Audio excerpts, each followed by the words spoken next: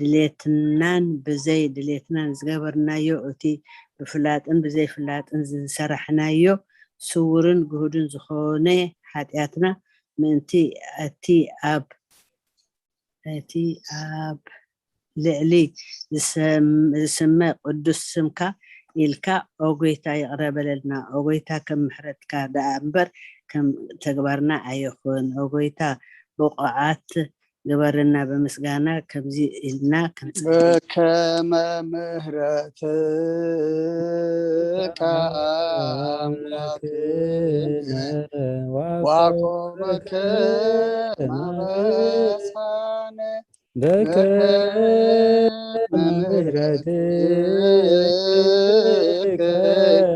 አምላክነ ዋቆመከ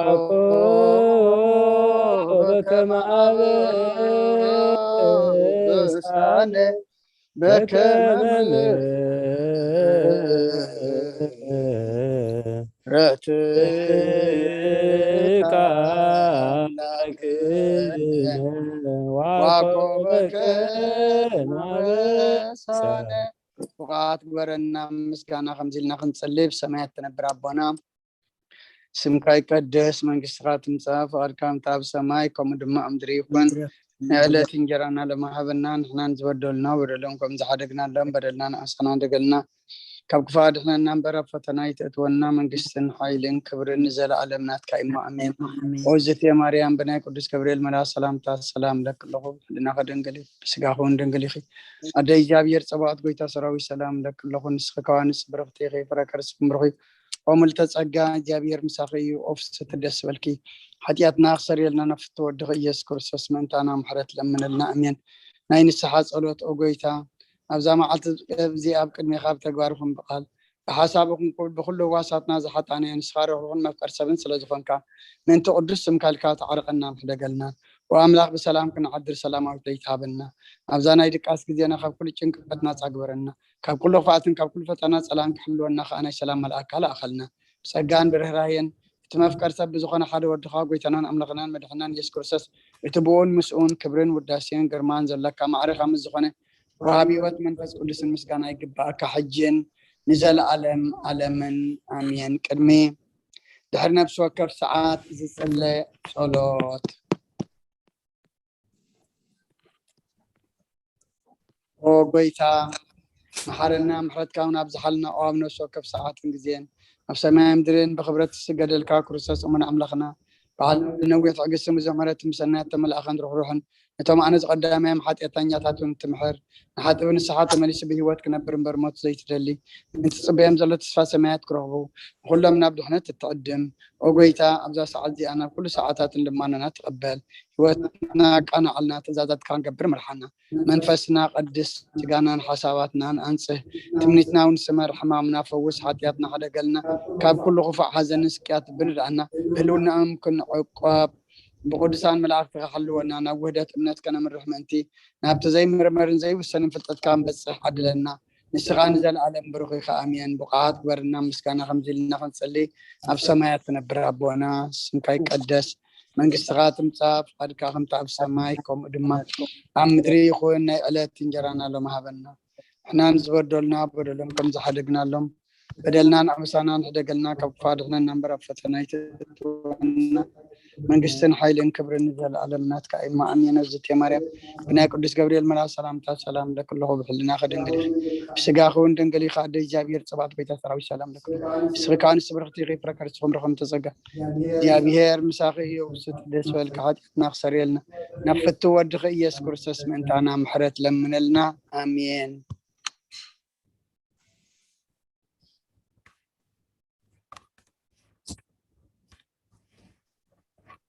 اسم آب وولد ومنفس قدوس أحد أملاك زخبركم حزب እግዚአብሔር ነዚ ቅዱስ ቤተ ክርስቲያን ትህቦ ናይ ሰሉስ ጸሎተ ሰርክን ምስጢራተ ቤተ ክርስቲያንን ኣብ ርሑቕን ኣብ ቀረባን ኣብዘ ዘለኹም ኾንኩም ካታተልዎ ዘለኹም እግዚአብሔር እሴተ ጻድቃን ኣስበትህታን ንኽፈልኩም نخلهم بس ساعات زي أب سببا أب سجام أب شجر نزلوا رهوا سلام قسانت عرفتي هابو أبيت ما أسرت نزلهم وصحراء يفترلهم بموت سقان استفلينا جنة من سسماء هاجرك بسان يوارسهم أب حزن نزلهم دبس قدسان يدبسكم نقول له أنا خا زستوعل أمره هيبو وداتنا يسبق لنا أبز حلفة سلوس علت شوعت مسكرة بمخنيات مهللان صلوتن سلزنبرة زقوبة زي نبرنان أب علت سلاسان حدا نايلومي كل تغنى كان فقط إجزابير زرعنايو شومونتا نتبي شومونتا عسرتا نتبي شومونتا نتبي شومونتا التعبا بيقولعو زبل إنا رئينا زمدنا نولدنا زلنا حلافنت نتايو زابير نعنا نتاي كم زقبرلنا كنا قرومي قبا كلاي فقرا أملاخن تأزاز أملاخن كل جزيخ المهرومي قبا سالساي لك عكم تأملاخ نعنا زغاز عنان بسنة سرعاتون زمر حنان نولدنا كن زمر حنان رابعين نولدنا كنصلي اللومي قبا ولدي نولدنا سلاتي زلوم صبق بهاري كنا مسجنومي قبالنا تاشعي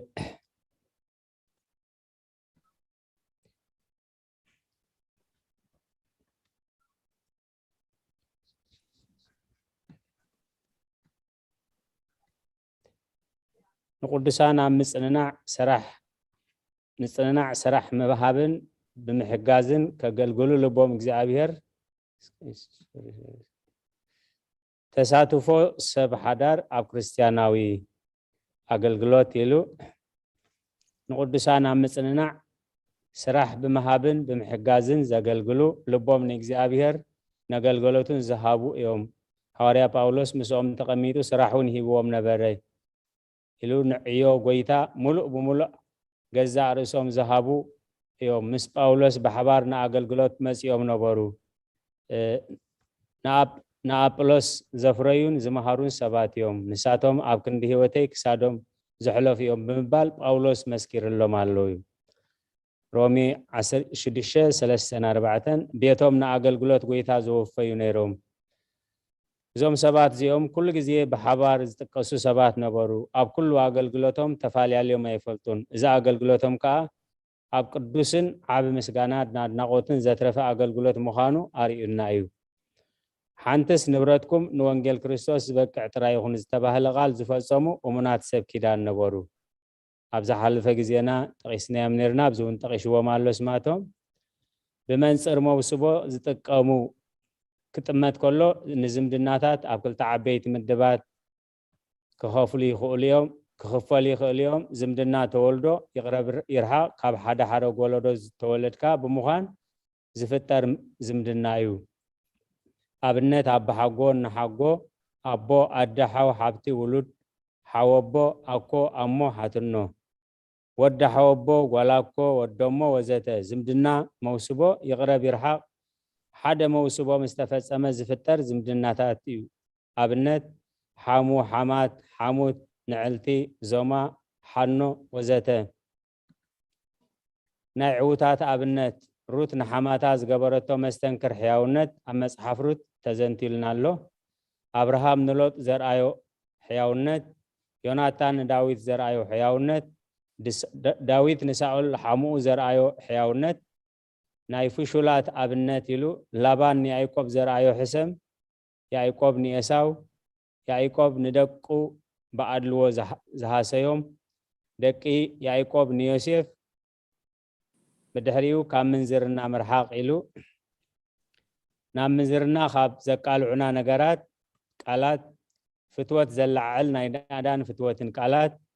فتوة تاوي ولا حتى عينتي سالساي صوتاوي سحبتنا نمعزاز إن زوترو على بابسا السرار حاسقري سلماتن مقايسيتاتن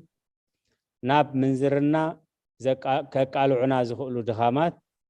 قداماي بسقاونت ممللاس كالاي غوغي روقحيتات مرچا مسامت مهلاو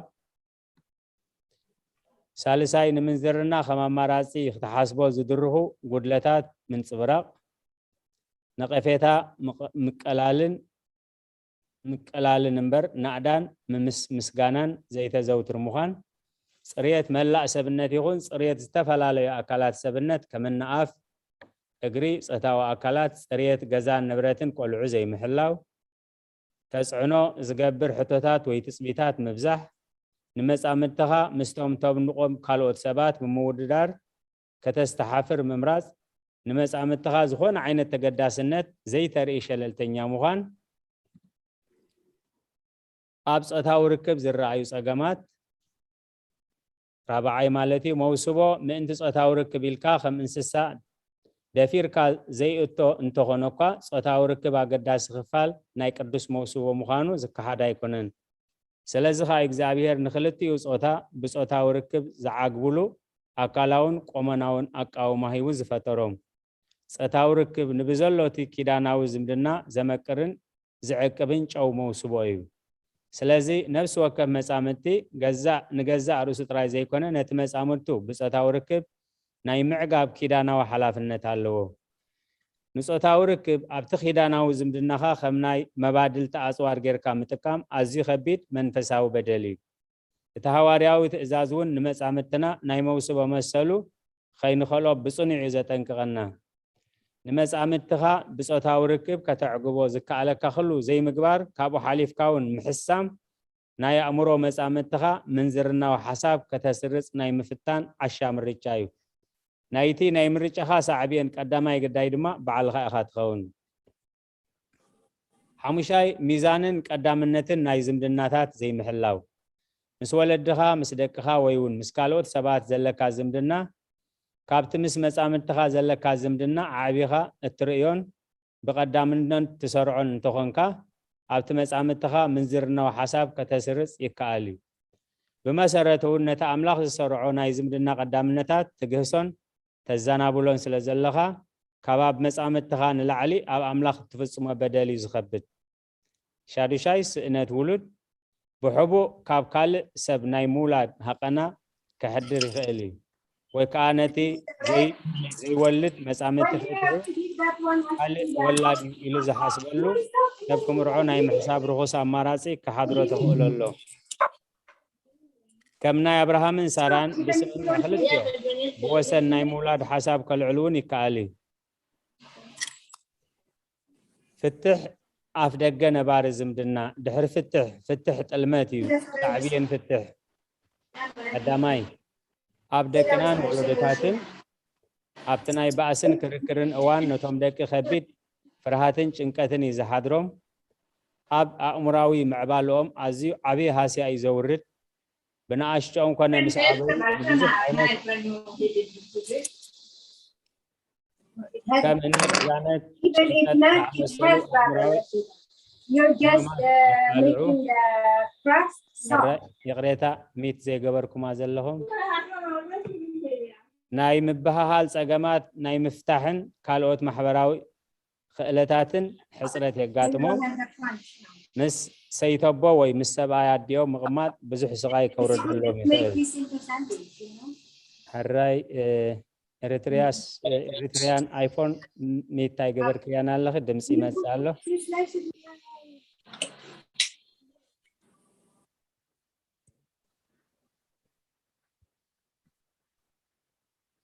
ኣብ ዝሓለፈ ግዜና ክሳብ ኣብዚ ዮም ኢና ርኢና ንመዘኻኸሪ ነቶም ዝነበርና ነቶም ዘይነበርና ከዓ እንታይ ከም ዝነበረ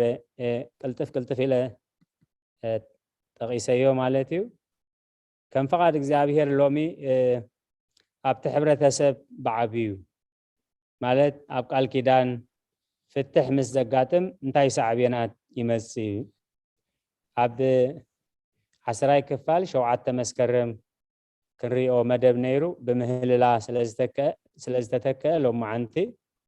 ብሓባር ክንሪኦ ኢና ማለት እዩ ሕራይ መጽሓፍ ሒዝና ዘለና ኣብ ገጽ 364 ኣብ ሶፍት ኮፒ ከም ዝናተ ሒዝኩም ዘለኹም ከዓ 378 ገጽ ኢና ዘለና መጽሓፍ ሒዝኩም ዘለኹም 364 ቁጽሪ 2 ኢሉ ኣብቲ ሕብረተሰብ ብዓብዩ እቶም ዝተፋትሑ ሰባትን ደቆምን ኣካል ናይቲ ሕብረተሰብ ስለ ዝኾኑ እቲ ኣብታ ስድራቤት ዝተረኣየ ፀገም ኣብቲ ሕብረተሰብ እዩ ዘንፀባርቕ ናይ ብዙሓት ፍቱሓት ፀገም ተደማሚሩ ኣብ ልዕሊ እቲ ሕብረተሰብ እዩ ዘንፀባርቕ ካብቶም ዝረኣዩ ሳዕብየናት ነዞም ዝስዕቡ ምጥቃስ ይከኣል ቀዳማይ ድኽነት ኣታው ናይቲ ስድራቤት ምስ ተኸፋፈለ ናብ ክቱር ድኽነት እዩ ዘእትዎም ካልኣይ ገበናውነት ምስቲ ድኽነትን ምልሕላሕ ስድራቤታዊ ጥምረትን ተተሓሒዙ ዝገሃድ እዩ ሳልሳይ ምብዛሕ ወልፍታትን ምንዝርናን ነቲ ዘለዎም ወጥርን ፀገብን ንምርሳዕ ናብ መስተን ሓሽሽን ዝኣመሰሉ ወልፍታት ይኣቱ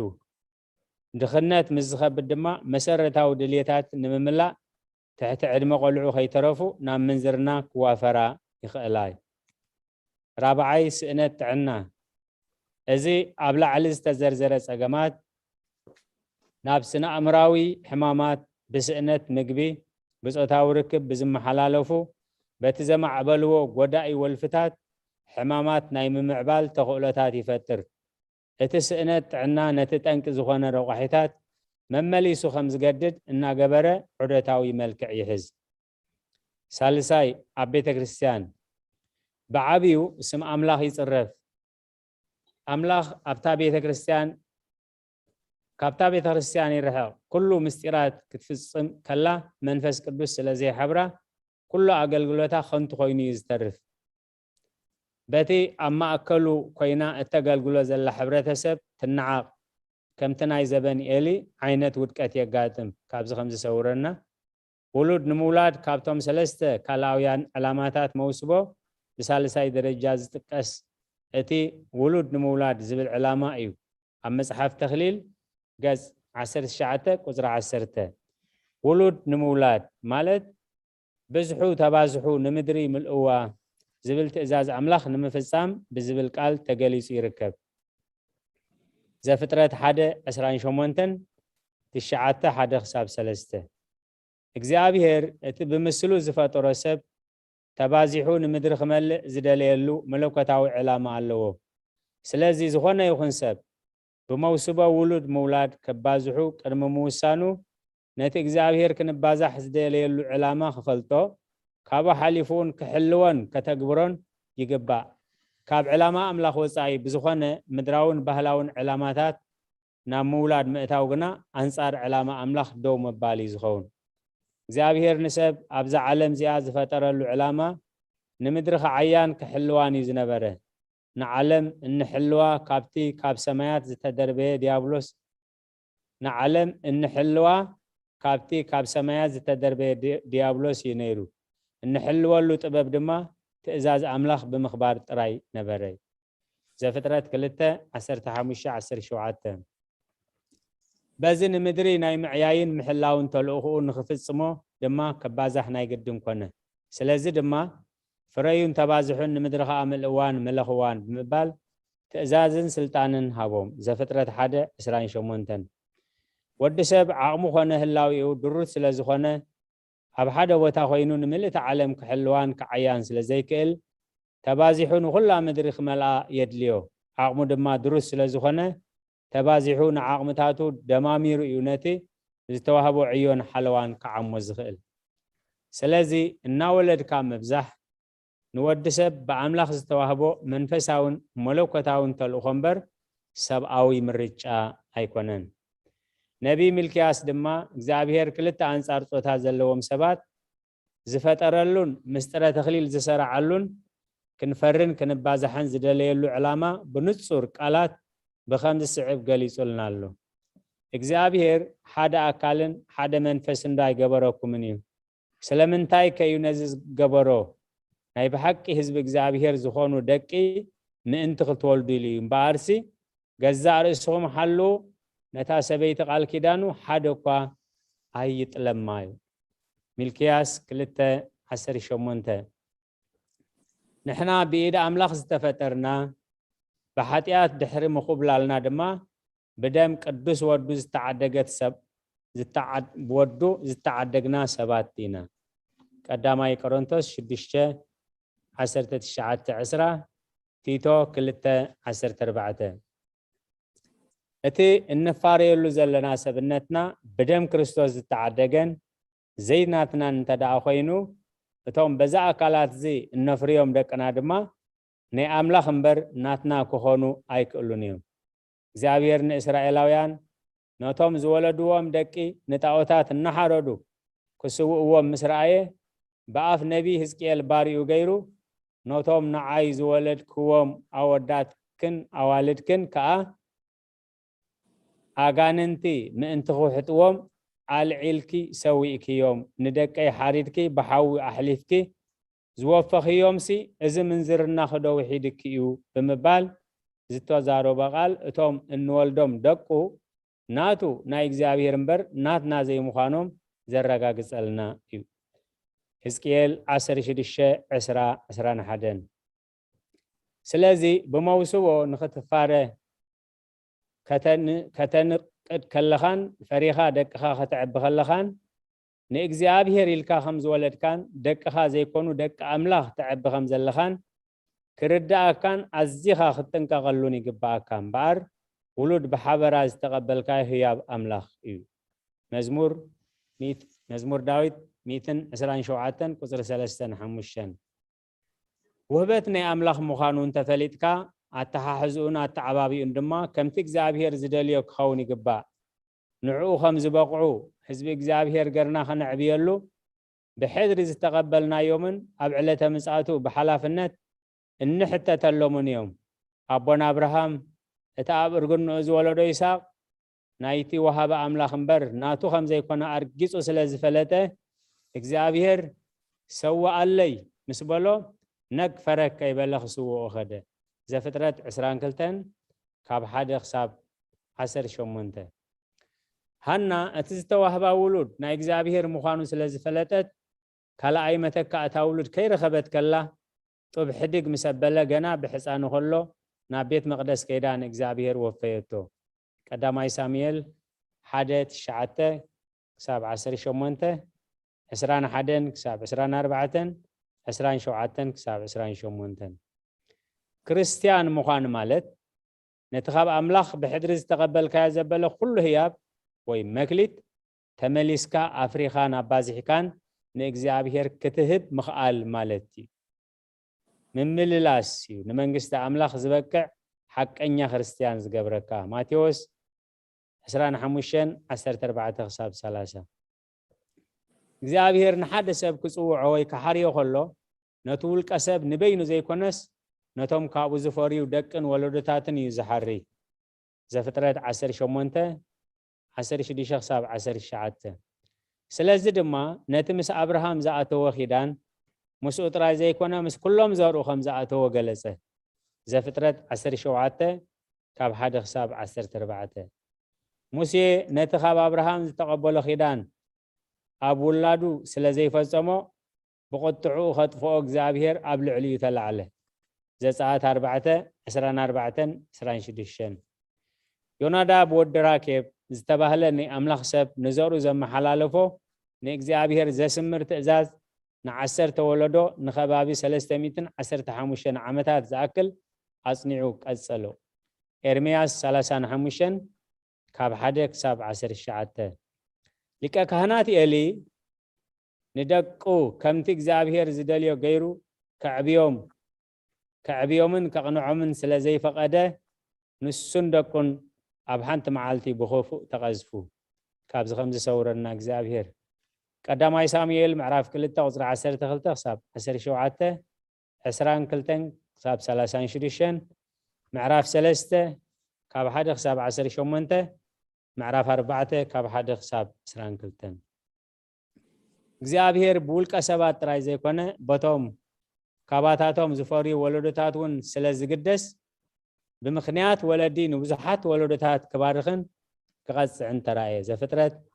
34:6-7 ሉቃስ ምዕራፍ 1:5-54 72-73 ቶም መጽሓፍ ሒዝና ዘለና ብዙሕ ጥቕስታት ኣለዎ ውሉድና ነቲ ዝሃበና አምላኽ እንውፍየሉ መገድታት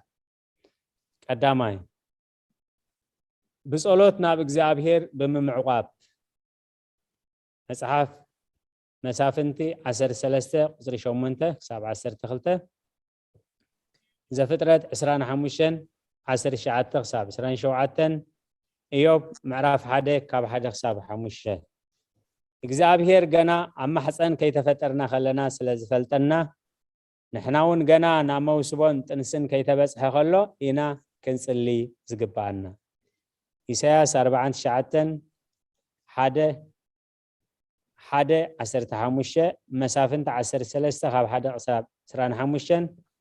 ወንጌል ሉቃስ ምዕራፍ 1 ቁጽሪ 8 ክሳብ 17 ብዙሕ ጥቕስታት ኣለዎ ካልኣይ ብቓል እግዚአብሔር መልሚልካ ምዕባይ ዘዳግም 8:3 ማቴዎስ 4:4 ከምውን ብዙሕ ጥቕስታት ኣለዎ ሳልሳይ ግብራዊ ህይወት ከም ዘለማመዱ ምግባር ቅድሚ ኩሉ እቲ ወላዲ ግብራዊ ህይወት ዘለዎ ክኸውን ይግባእ ሮሜ 2:21 ክሳብ 24 መዝሙር ዳዊት 5:16 ክሳብ 21 ካልኦት ተወሰኽቲ ጥቕስታት እውን ኣለዎ بسناي جبري خنملالس ዝተፈጠርና ኢና ኤፌሶን 2:10 ኤፌሶን 4:22-24 ቆሎስይስ 3:8-10 ራብዓይ ውፉይ አገልግሎት ከም ዝህልዎም ብምግባር እቶም ወለዲ ውፉይ አገልገልቲ ብምዃን አርአያ ክንኮኖም ንደቆም ድማ ከም ዘገልግሉ ገይሮም ክምልምልዎም ይግባእ ኢያሱ 24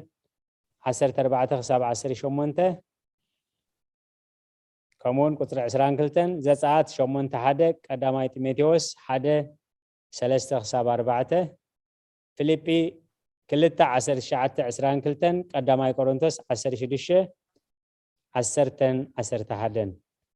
حلافነት ቤተ ክርስቲያን ኣብ ልዕሊ ስድራ ቤት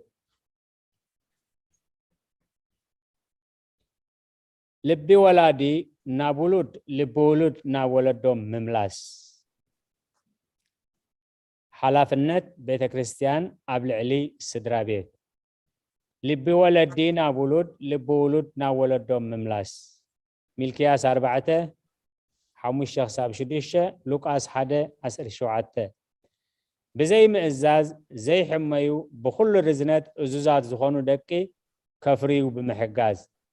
قداماي تيموثيوس 3 معرف 4:5 قداماي كالاي تيموثيوس 1:3-5 አገባብ አፈጻጸማ ምስጢረ ተክሊል ኣብ ኦርቶዶክሳዊ ተዋህዶ ቤተክርስቲያን ናይ ክርስቲያናዊ መውስቦ 3 ሕቶታት ቀዳማይ ሓድነት ብቑዕ ደጋፊ ምዃን ካልኣይ ተዓቅቦ ካብ ምንዝርና ምርሓቅ ሳልሳይ ፍርያምነት ውሉድ ንምውላድ ምስጢረ ተክሊል 3 ደረጃታት እዩ ዘለዎ ቀዳማይ ሕፀ ካልኣይ ጽምብል መርዓ ሳልሳይ ቅዱስ ተክሊል ስርዓት ሕፀ ቅድመ መርዓ ዝፍጸም ቀዳማይ ስጉምቲ ናይ ምስጢረ ተክሊል እኳ እንተኾነ ካብተን ናይ ቤተ ክርስቲያን ምስጢራት ግን ኣይኮነን ሕፀ ካብ ንጹህን ቅዱስን ፍቅሪ ናብ ሓደ ተባዕታይን ናይ ሓንቲ ኣንስተይትን ዝነቐለ ኮይኑ ብፍቃዶምን ብምርጫኦምን ክምርዓው ዝውስኑሉ ወለንታዊ ስንንዕ እዩ ብኻልእ ኣዘራርባ ሕፀ ውሳኔ ናይቶም ክልተ መጻምድቲ ብወግዒ ንህዝቢ ዝንገረሉ ስርዓት እዩ ሕፀ ሕጋዊ ውዕል ስለ ዝኾነ ብማእከልነት ቤተ ክርስቲያን ክፍጸም እዩ ዝግባእ ዝተሓተ ዕድመ ናይቲ ተባዕታይ 18 ናይ ጓል ኣንስተይቲ ድማ 18 ክኸውን ኣለዎ ሓደ ካብቶም ተሓፀይቲ ካብ ካልእ ክልል ሰበኻ ወይ ሃገረ ስብከት ምስ ዝኸውን ቅድሚ ሕጂ ዘይተመርዓዎ ምዃኑ ዘረጋግጽ ወረቐት ምስክር ካብቲ ሰበኽኡ ከምጽእ ይግብኦ ዕድመ ናይቲ ሕፀ ኣብታ ዕለተ መርዓዩ ዘብቅዕ ዝጅምረሉ ድማ ካብታ ውዕል ዝተገብረላን ወረቐት ምስክር ዝተዋህበላን ዕለት እዩ እቲ ብሓደ ዝጸንሑሉ ግዜ ንሓድሕዶም ኣጸቢቖም ዝፋለጡሉን ብክርስቲያናዊ ፍቅሪ ሓቢሮም ዝዓቢሉን ግዜ ስለ ዝኾነ ኣዝዩ ኣገዳሲ እዩ እቲ ዝሓፀረ ናሒፀ ግዜ 2 ሰሙን ክኸውን ከሎ اتزنوح دما كاب حدا عمت كحلف أيقباني معالت حسة نانا وحا بزخدمتن اتسممع حسة ناي مفراس حدا قون أب حاتيات ناي موداق تخلوتاتن نعزة زي زخيد أبتنا حسة ورغات مسكر اتتأمي مزلو على تمرعب بنصور كسفري قبان أفز عصما سرعات حسة بيتا كريستيان أب سدت سلازلات عازيا اند زي كوينا سرعات حسة أب بيتا كريستيان مبر أب منبري أبايتي وياب كال حزباو وتاخفصم أيقباني مخنياتو حسة منفساو سرعاتي منفساو سرعات كا بيتا كريستيانن كهناتان النهلو أبكال وتاخفصم قبو أيكونن اتوم حصيات نا بيت كريستيان مسموصو اتوم دياقونات تقبلهم بخبكاب ناوشتي يأتوهم اتا حصيت دما بيمان نايت حصيا خوينا ابت صلوت زغبرلو زتمدبو بوتا نايت بيت كريستيان تقو اتا حصيتي ابيمان تقومولو مخنيات ابتي اتا نغستي بورق وافير تسليما ابيمان كاتقو مالا زبل ناي مزمور داويت 45 تشعات قال مسرت زغبري اتخاهن نتنكل تقلبيت كالق كم اني كاتينا براچليتي نا اذن سلمات انت اليمون اب صغاماي ايدو حيزو يقوم نتنكل تقلبيت بحري بزتسرح قيح زحبرو ريبن تتحيزن اب حدا چرق غير حيزو كم زسعبيلو يصلي بسم نايتي حقي فصمنا زقومه غويتانان املاخنان مدحينان يسوع كريستوس نزو ارثوذكساوي سرعات حصه نايز بروخ ارثوذكساوي ودنا اكلن برختي ارثوذكساوي تقالنا اقليتن نبص حلونا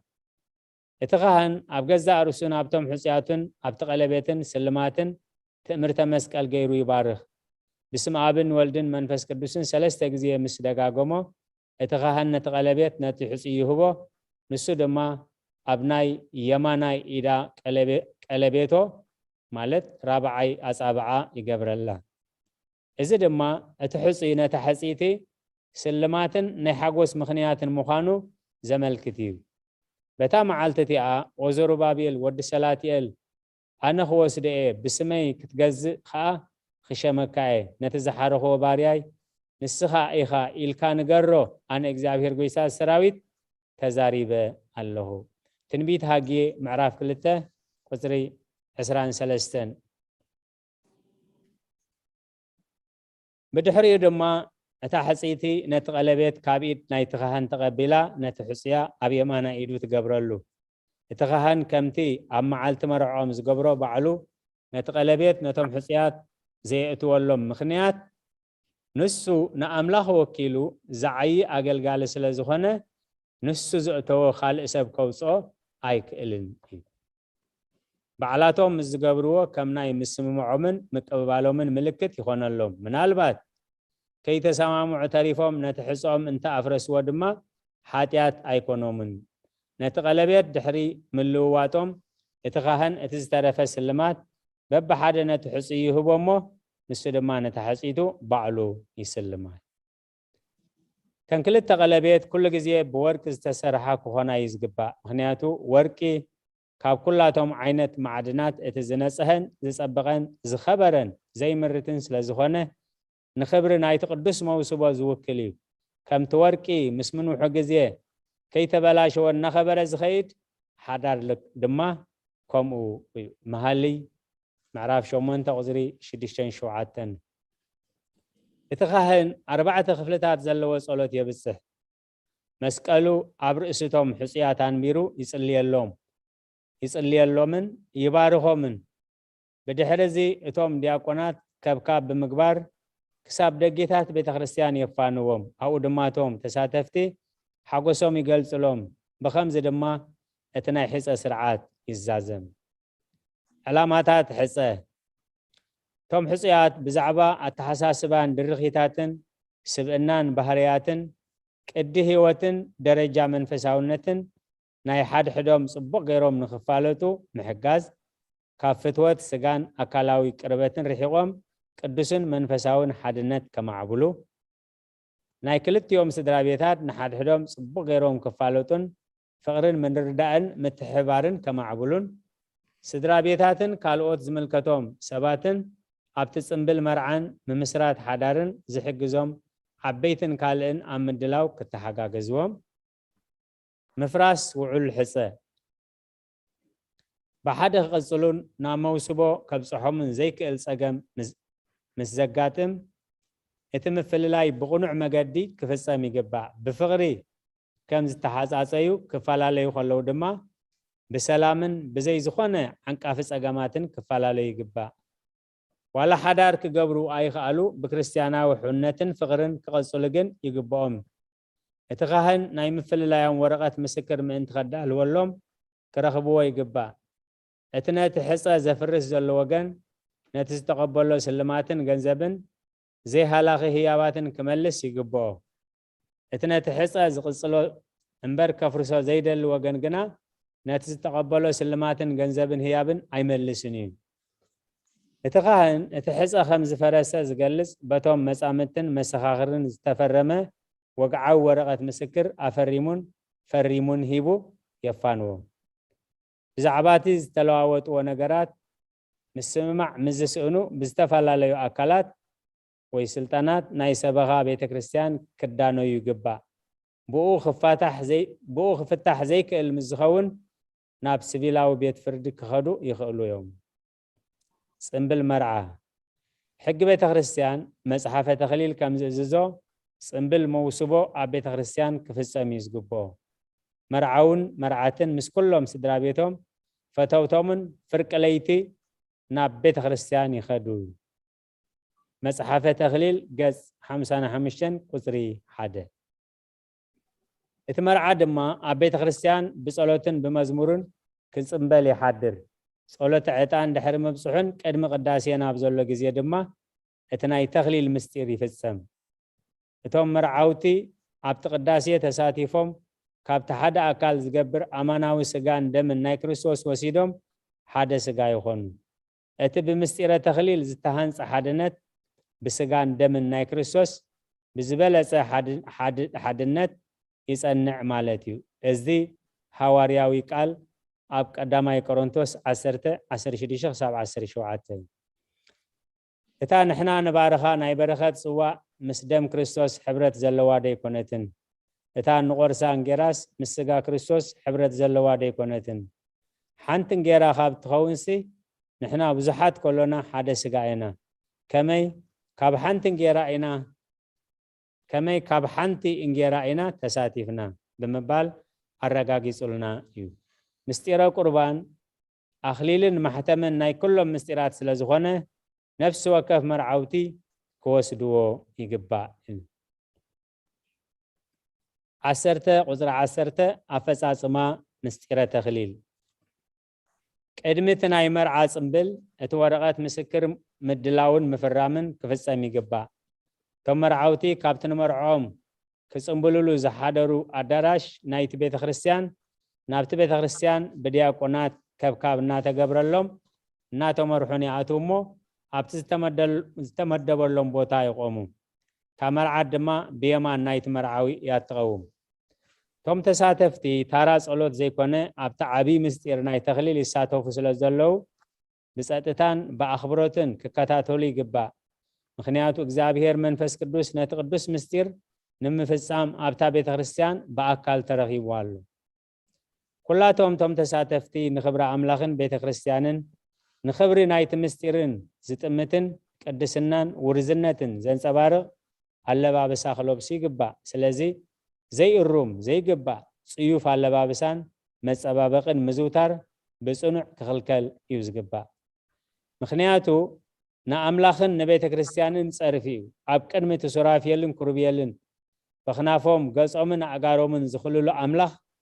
ኣካላትካ ዝቐልዕ አለባበሳ ምጥቃም ኣዝዩ ዓቢ ድፍረት እዩ ኣብ ልዕሉ እዩ ድማ ሱራፌል ቆይሞም ነበሩ ነፍሲ ወከፎም ሸሽዱሽተ ክንፍለዎም በትኽልተ ንገጽ ይኸድኖ በትኽልተ ድማ ንእጋሪ ይኸድኖ በትኽልተውን ይነፍር ነበረ ኢሳያስ 6:2 ናይ ነፍሲ ወከፍ እንስሳ ክልተ ኣኽናፍ ምስ ኣኽናፍ እቲ ጥቕኡ ዘሎ እንስሳ ጫፍ ንጫፍ ምእንቲ ክረኸባ ተዘርጊሐን ነበራ እተን ክልተ ድማ ሰብነቶም ምእንቲ ኸድና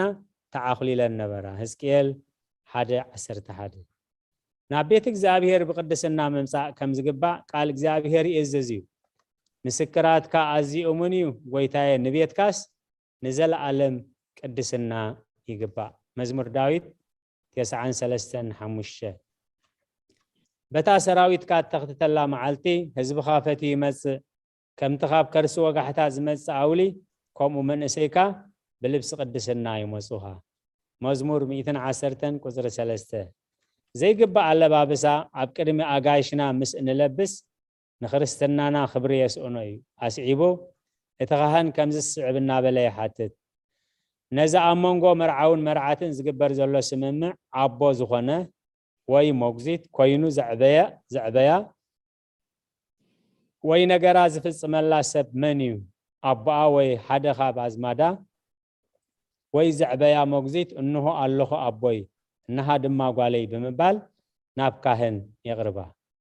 ብድሕሪ እዚ እቲ መርዓዊ ብየማናይቲ ኢዱ ንየማናይቲ ኢድ ናይታ መርዓት ከም ዝሕዝ ብምግባር ነዚ ስዕብ ክብል ይእዝዞ ኣነ እከለ ንዓኺ ንእገሊት ካብዛ ዕለት እዚያን ካብዛ ሰዓት እዚያን ሰበይተይ በዓልቲ ቃል ኪዳነይ ክትኮንኒ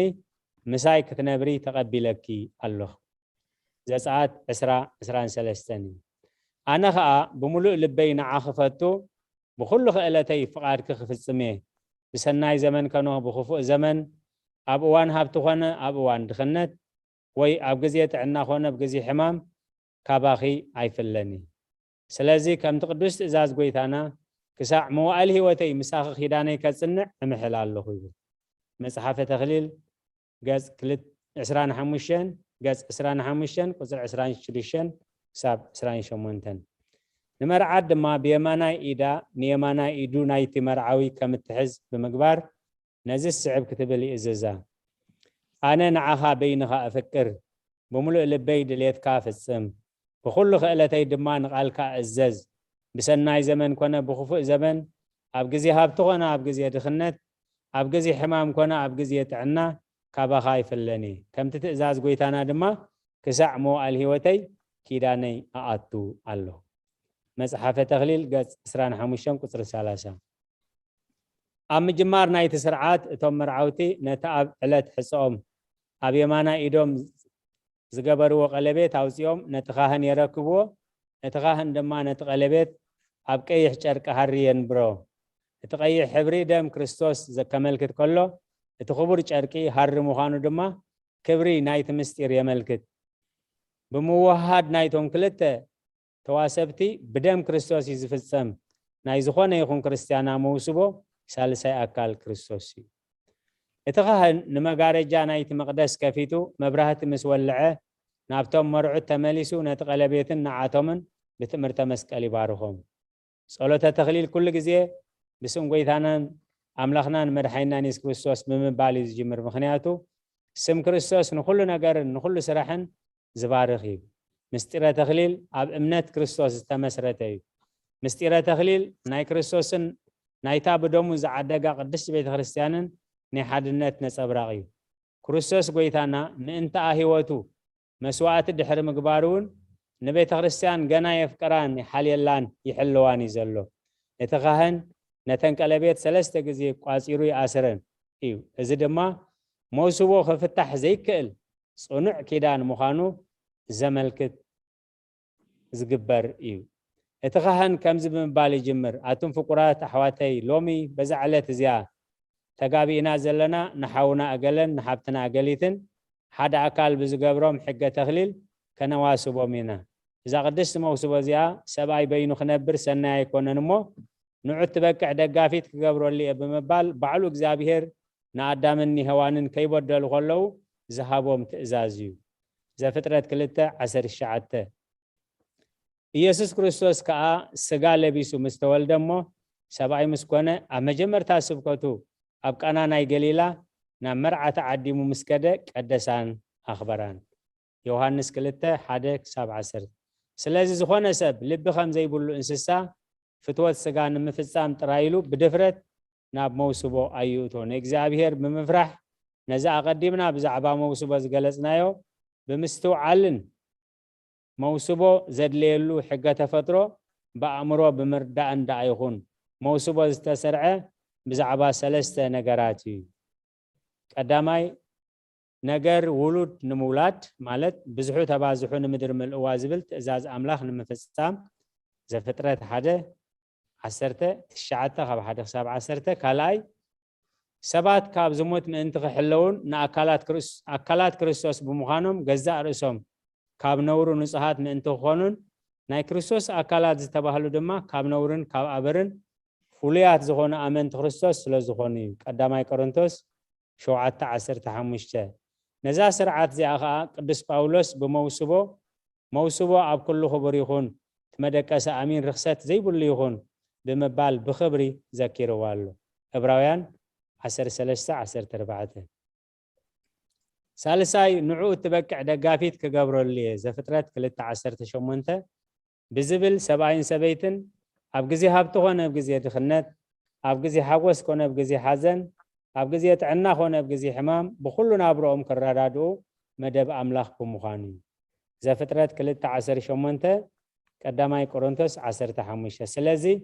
بممصع حاونا اقلن حابتنا اقليتن بزنا قرزي نسو دما بزا قدست حقاويتن موسوبو حدا أكال كخونون نابروهم كقانعوني إذا حقاويت موسوبو زيادما عباين كبرتنيا كم تقدس باولوس إذا قرز عبين كبرني أنس بكريستوسن ببيت خريستيان مسلو الله خزبولو إفيسون 5:3 مصحفة تغليل قص 10 وزر 5:7 بدحر زتخاهن قصنا مرعون مرعتنا بلي ملسمو كمز السعب بل أتم منان دكاي بتا أبلبز تسورز قلص الله تجنق علت أبكرمت بحق زفرد دانيا خطقومون ملس خطبونيخوم كالاي كورنثوس 5:14 كابخاتكم موسوبة زخل كاب تبايات سقا مسحق خرسنا زيك قادو تباي زلوون تلو حج نقرونا فلتو بتئزاز እግዚአብሔር ዘይኮነት بخالق ስምምዕ ዝተፈጸመት موسبو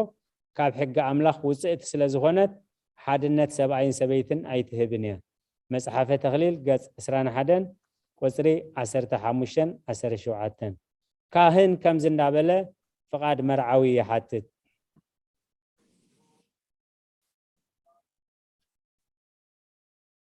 ራይ ስለ ቃላቱ እግዚአብሔር ዝተመስገነ ይኹን ጊዜ ናይ ኸይ ስለ ዘሎ ከም ፍቓድ እግዚአብሔር ናይ ሎሚ ኣብዚ ጠጠው ከነብሎ ኢና ናብ ናይ ጉባኤ ጊዜ ቅድሚ ምሕላፍና ንመዝሙር ዝተዳለኹም ዝተዳለኽን ተሌኹም ክቕበለኩም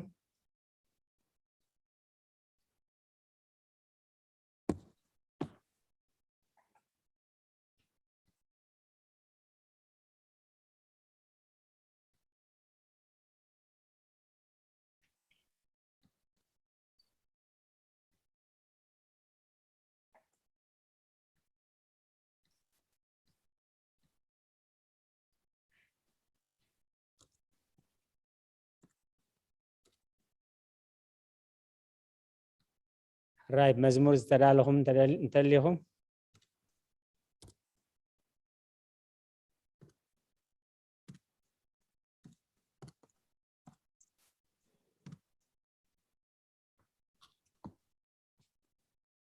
يسمع له دي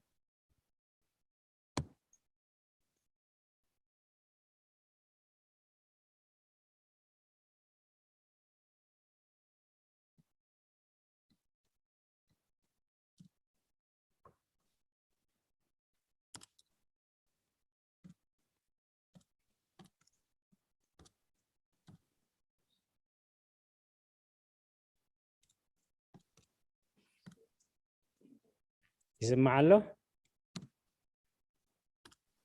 سمع له بنا الراي مزمور تدالهم تليهم بقني له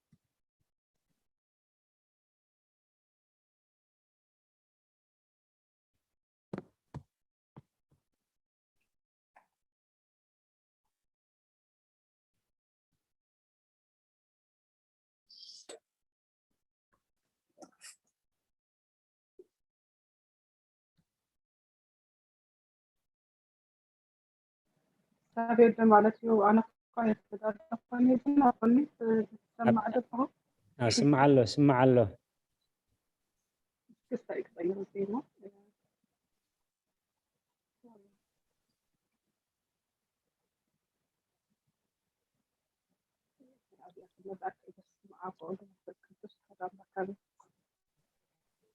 Oh, nice selam amra. Selam kavridana. Bebes hemerka ogotai. Demse sabe sana. Oh, nice selam amra. Selam kavridana. Bebes hemerka ogotai. Demse sabe sana. Selam kanekhenderio nedebna anke hayo ቀደም ዝነበረ መንፈስ ሕጂውና ባና ይፍሰስ ኦ ጎይታይ ድኹማቲና በመንፈስካ አጽንዐና ኦ ናይ ሰላም አምላክ ሰላም ካውርደና ብብዝሒ ምሕረትካ ኦ ጎይታ ደምስስ አበሳና ቀደም ዝነበረ መንፈስ ሕጂውና ባና ይፍሰስ ሓቢራ ንልምነካ ጎይታይ ስምዓና ጽኒትካ ኦ ናይ ሰላም አምላክ ሰላም ካውርደና ብብዝሒ ምሕረትካ ኦ ጎይታይ ደምስስ አበሳና ልመናኹም ተሰሚዑ አጀኹም ደቀየንዑ ክትብለና ብሃረርታ ንጽበየካ ኦ ጎይታ ኦ ናይ ሰላም አምላክ ሰላም ካውርደና ብብዝሒ ምሕረትካ ኦ ጎይታ ደምስስ አበሳና ኦ ናይ ሰላም አምላክ ሰላም ካውርደና ብብዝሒ ምሕረትካ ኦ ጎይታ ደምስስ አበሳና አሜን። እግዚአብሔር ይመስገን። ፐርፌክት ቆንጆ ጽቡቅ ቃል ህይወት ይስማዓልና ሃረጋዊና ሃብትና ማህሌተ መላእክቲ ዝማሬ መላእክቲ የስምዑኺ ቃል ህይወት የስምዓልና ብሓቂ ናይ ምህልላን ናይ ጸሎትን መዝሙር እዩ ኦ ናይ ሰላም አምላኽ ኦ ናይ ሰላም አምላኽ ሰላም ካውርደልና ምስ በለ እንታይ ዝብል ተስዒቡ ዝመጽእ ብብዝሒ ምሕረትካ ደምስስ አበሳና ምክንያቱ በጀካ ሓጢአት ካብ አምላኽ ክፈልየና ዝኽእል ሓይሊ የለን ኦ ናይ ሰላም አምላኽ ሰላም ካውርደልና ብብዝሒ ምሕረትካ ደምስስ አበሳና እዩ ናይ ጸሎት መዝሙር ናይ ምህልላ መዝሙር እታ መጀመርያ ጥራይ ሒዘያ እምበር ብዙሕ ትውሽቕ ክንሰምዖ ዝጸናሕና ስለዚ እስኪ ምዝመዝናይ መዝሙር ሓብትና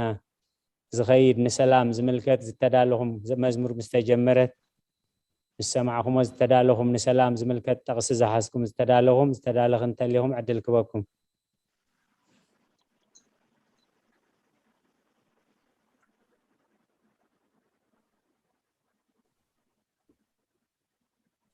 ሕራይ እቲ ክሳብ ትዳለው ኣነ ሓንቲ ክብል እየ ሰላም ክሳብ ክንደይ ኣገዳሲ ምዃኑ መላእኽቲ ኣምላኽ ክገልጽዎ ከለዉ ኣብ ልደት ጎይታ مسو معريو خا سلام نمن يزقبو سلام أملاخ زورس بسلام أملاخ زقواناسف ولك أماني يكون حبرة سب كما يزمسلي ملاختي كجلسوا خلوا عبد لوقاس معرف كل التغزري 14 كبري نexabier أبلا علي سلام دما أمدري أمونغتهم سمرت أملاخ زلوهم سبات ويهزبتات سلام كا أمدري أمونغتهم سمرت أملاخ زلوهم سباتيلو ملاخت أملاخ ون كساب كندي نمدري سلام كم زدليا سلام أملاخ نمن كم زقباء أمن كم زوهب أمن كم زحدر كم السفن أسفيهم ملاخت أملاخ قليسو ملنا نتوم تدالهم زلهم ني سلام زملكة تغسي كساب سلسة دغم تقبلكم تدالهم تليهم أنا كفت الحنتي حراي يتوم حق خازف قرص بزح سلام الله قال هيوت يسمع لنا قال هيوت يسمع لنا مزمور داويت 210 شعتن قدري 264 65 يتوم حق خازف قرو بزح سلام اللهم زعنكفهم كأ يلن سلازي تسلام قد من بهاغنا نحق እግዚአብሔር كم نفكره ምክንያቱም ሰላም ኩሉ ይዝደልዮ እቲ ሰላም ዝወሃቦ ግን እቶም ሕጊ ዘፍቅሩ ብዙሕ ሰላም ኣለዎም ዝዕንቅፎምን የለን ምክንያቱ በዓል ዳንኤል ኣብ ኣፋናብስትን ተተድበዩ አናንያን አዛርያን ሚሳኤል ናብ ጉህር ሓውን ተተደርበዩ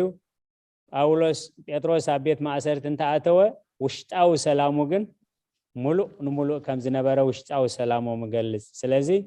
እቶም ሕጊኻ ዘፍቅሩ ብዙሕ ሰላም ኣለዎም ዝዕንቅፎም ከዓ የልቦን ቃለ ህይወት የስማዓልና ሓረገወይና ሓብትና ካልእ ንሰላም ዝምልከት ክልተ ጥቅስ قبل ቦና ህይወቴ ሓራይ ማማ ህይወት او ኣብ ካላይ ቆሮንጦስ معرف 13 هو تا مودعتا سلام تايلو ابتا 11 بزترفس احواتي تحقسوا ملاءات كنو صنعات كنو بحنت حسابات كنو سلام نبرو املاخ فقورن سلامن كا مساخاتكم يكون يو خخون يو ابتا 10 تخلتخا ننحدحدكم بقدس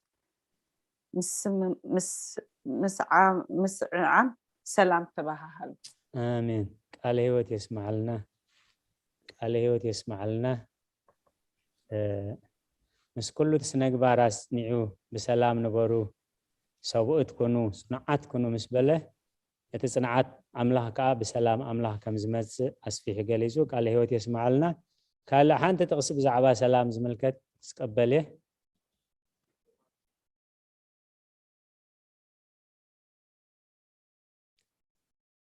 حراي قويتانان حراي تدالهم تليهم أدلكبكم ማርቆስ ወንጌል ምዕራፍ 9 ቁጥሪ 50 ጨው ጽቡቕ እዩ እቲ ጨው መቐረቱ ከደ ምእንቲ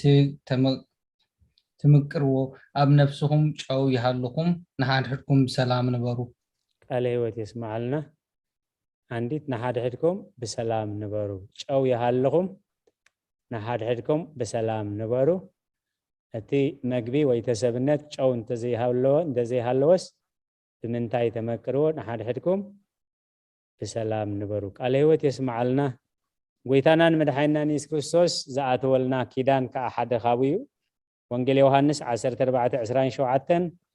ሰላመይ ሓድገልኩም ሰላመይ ውንህበኩም ኣለኹ እታ ኣነ ዝህበኩም ዘለኹስ ከምቲ ዓለም ትህቦ ኣይኮነን ልብኹም ኣይሸበር ኣይሰንብድን ልብኹም ኣይሸበርን ኣይሰንብድን እታ ኣነ ዝህበኩም ሰላም ከምቲ ዓለም ትህቦ ኣይኮነን ዮሐንስ ወንጌል ምዕራፍ 14 ቁፅሪ 27 ስለ ቃላቱ እግዚአብሔር ዝተመስገነ ይኹን ኩሉ ግዜ ብውሽጥን ብደገን በልሆሳስን ብዓውታን ክንዝሙረ ይግባአና ኦ ናይ ሰላም ኣምላኽ ሰላም ካውርደልና ببزح محرتك دمسس لعل زخونة زمن لعل زخونة جزء أب تاريخ نبي تخرستياننا نهاجرنا بحافظ شاء أنا علمنا ሰላም ዘድልየሉ ግዜ እሞ ኩሉ ግዜ እዚ ጸሎት እዚ ምህልላ እዚ ብመዝሙር ኮነ በልሆሳስ ክንዝምሮ እግዚአብሔር ጸግ የብዛሐልና ሓብትና ሃረገወይኒ ዝማሬ መላእክት የስምዕኺ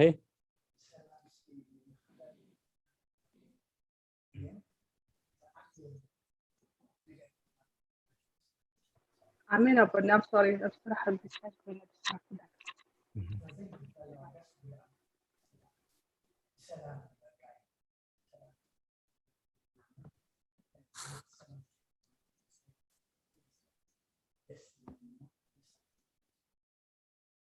حراي أبونا بيكشي ولدت ساي حساب كهوب صنيحهم سمعكم كهونو تسفا قبر سمعنا أي سمعنا من أبونا سلازي مايكروفونهم سايلنت غيرو ما انك زارب صنيحهم مالتيو أبونجل ماتيوس حمشت شعته قبرت سلام ولد أملاح كبهالي يومو بصانيهم زبل علمو نسلام سي واقع عين خفلولونينا بقوم إنا نرخبو سلازي نسلام كنبقى قن نرأينا أبنين نحد حدنا سلام نايم بحال نسلام نخنقبر نايم سعاتسي قرب نطفات هاي كنا نمو نطفات نخون مخنياتو سلام بزي كفليت بقوم مستواهبنا نايو بس إنها قال ويلو ماتيوس أحمش تشعاته قبرت سلام ولد أملاح كخون يومو بسعان يوم زبل قبل بنا يحضر ربنا بك ايش ولدت نسايك على هوت يسمع لنا سلازي كم فقط እግዚአብሔር ተሪፍና ዘሎ ጊዜ ናይ ጉባኤ ጊዜ እዩ ሎሚ ክንጅምር ኮለና ሳዕብየን ፍትሕ ጠንቀታት ፍትሕ ኢልና ፍትሕ ምስተፈጸመ ኣብ ቤተ ክርስቲያን ኣብ ስድራ ቤት ኣብ ሕብረተሰብ ዝመጽእ ጸገማት ኢልና ኣብ ቁጥር 2 ኣብቲ ሕብረተሰብ ብዓብዩ ኣብቶም ዝፋትሑ ዘለው መጻምድቲ ኣብ ደቆም ኣብ ቤተሰቦም ምስ በለ ኣብቲ ሕብረተሰብ ዝመጽእ ሳዕብየን በዚኦም ኢና ጀሚርና እቶም ቀንዲ ሎሚ ኣብ ከባቢና ኣብ ከተማና ኣብ ዓለምና ዝረአዩ ጸገማት أربعة تقصتات أغميت له جزء انترخيبنا هاتهم دحريهم أبن باب زرعنا يوم كن ريومينا أبزنا يلومي نبابنا نو حزب الله نباب نيرو زياداتهم تكاتات الوزل لهم بزعبازها أمويا زلكم نزقوا بعز تكم حسابات كتبوا سندات كتحبرونا خمون حتوري إيتون تلنا أبتحبت هسب ቀዳማይ ድኽነት ይመጽኢሉ እሱ ከዓ ሰብኣይን ሰበይትን ኣብ ሓደ ገዛ ዝነበሩን ተተፋላልዮም እንታይ ክገብሪኦም ክልተ ገዛን እናቶም ክካረዮም ስለዚ ኩሉ ተወጻኢታት ዕጽፊ ክኸውን እቲ ዝነበሮም ኣታዊ ከም ዘለዎ ኮይኑ እቲ ወጻኢታት ግን ብዕጽፊ ክውስኽ كلتيوم ناسرحو كلتيوم السرح انت نيرمون كلتيوم ناسرحو اب حدا غزا حدا عينات ما ياغلغلوت نا الكتريك اغلغلوت كتقمو خلو مستفالالوي جن اتوصع عصفي خون ازخا دخنت يسعبيل دخنت كانا منتا يسغاغريلو ناب غبناوي ፍጻሜታት ይመርሐና ይል ገበናዊ ፍጻሜታት ከዓ ናብ ምብዛሕ ወልፍታትን ምንዝርናን ይመርሕ ወልፍታትን ምንዝርናን እንተሊኻ ስእነት ጥዕና ይመጽ እዚኦም ቶም ልዕሊ ዝኾነ ዘበን ኣብ ዝወለዶ ዝረአዩ ዘለው እዮም ስለዚ እቲ ግዜ ናይ ጉባኤ እዩ ከምታ ቀዲመ ዝበልክዎ ምዝር እስትና ደጋፊ ዝኾነ ሰነዳት ቶም ብዙሕ ተንብቡ ዝተማሃርክሞ ነዚ ሞያ ንጉባኤና ሓበሬታ ክትህቡ ግዜ ክንበኩም ኢና ከምኡ ናብ ዘምሰናየ ሕቶ ርእይቶ ተወሳኺ ሓሳባት ብቐንዱ ከዓ እዚ ናይ ሎምን ናይ ትማልን ጌጋ ንፅባሕ ከይኒ ደግሞ እዚ ይተኣረም ይትረፍ እዚ ጎዲልሎ ይወሰኽ ትብልዎ ከዓ ብኣንቃድዎ ንቕበል ምዃንና ብትሕትና ገልጸልኩም ሕጂ ናብ ጉባኤ ሰጋግሮ ኣለኹን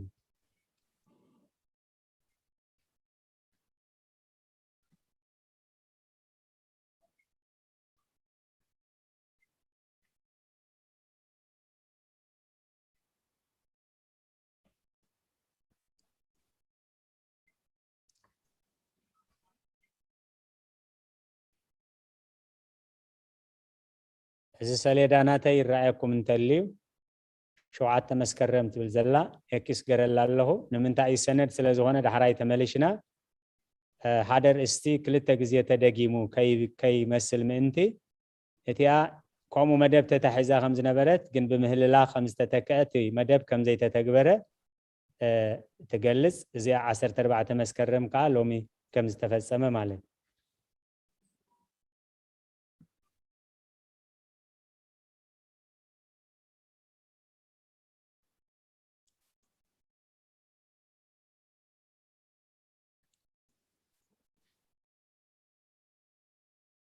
حرايت جزية ناي قبائيو نتغملو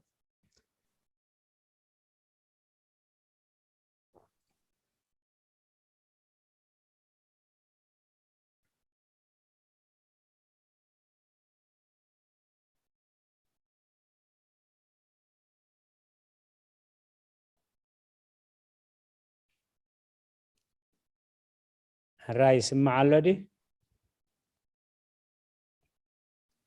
وابونا سمع له حراي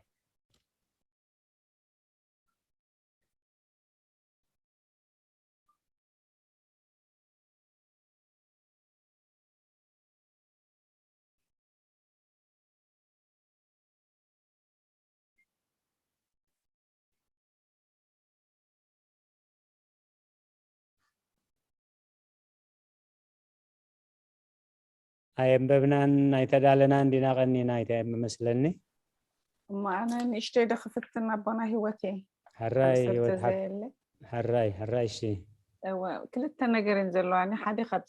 زنت وتاتا متيهم من زلهم تانا يدخلنتن قبلنا وتنتن كبعتن طب جنات حد خاناي حتى بيجي أبزي إن متجمر تخبر زنا يدخلنت قبلنا والنت نبزح والفتات مزن سنتن إذا بالطعمي متشم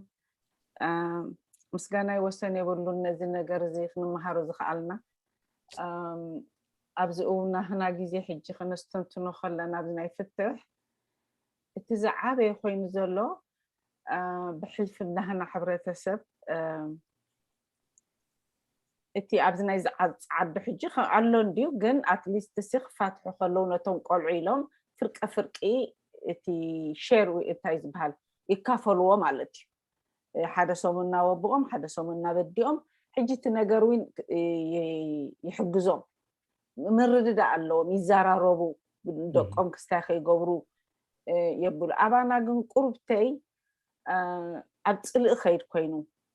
ولا ولاد كلوسي بسبب أي وجن خون بسبب خونسي نتولاد أي الرأين هلق حجب تهلق قال يوم حجب زناي دخلنت ناي بحق إذا ناي دخلنت يخبل الله زدلي حدا كري أخلو خبزنا هنا حبرة سب حجي أبتفتحهم كل ما ندحرتا مسن الرخوب كوينو موتا بعلت بيتو دحانت خوينا نتخص تاي خيت رفيا حابو نتي إن كام تاكسو خون دلخون نعان خيت ربح يرسعتنا يقلعو أو بزح أبز حبرة السبنا يرأي كوينو سمع عنه إذا بتعمل يكبر تطبق قبلكم كتمهرنا بتعمل يعتدلي نتم قلعو زي رئيو دحراي ويكاتو بنا يقول نستيقينكم قلو يدي فاتم تخيل أبس إجواتو أمستنا بتأشبونات بخلتي أواغاني تقول عترسع ساعتنا هلخ كوينات الرأي نقول لا زح جبتيهم ما زلهم نتوتات إننا برتعز أمين كنا مهارو أب عمد حساب جلس هاد لاي إزيتات نايك الكيدان سبتعمي إمبورتانتي غير محجونكم إلنا نيرنا كم زري إتاي مالتي برحتو كاي باللي نبزي أبتانا يحتسجل كل جزء أبزي أنا زردو كل جزء مسدرا مطو هابنا أمين هابنا يقولوا كم زيتات يزو في التصب حجب زي أجن حنت حدش جماهير يزلخو أبت خريستانك ولا اتحط وينسى أبت خريستانك في التصب كم دلوا ويزول حجسي حجته مهرنا لنا وش تقول اندحر أبت خريستان تزي تفتشي مخ انتهيتو بدأت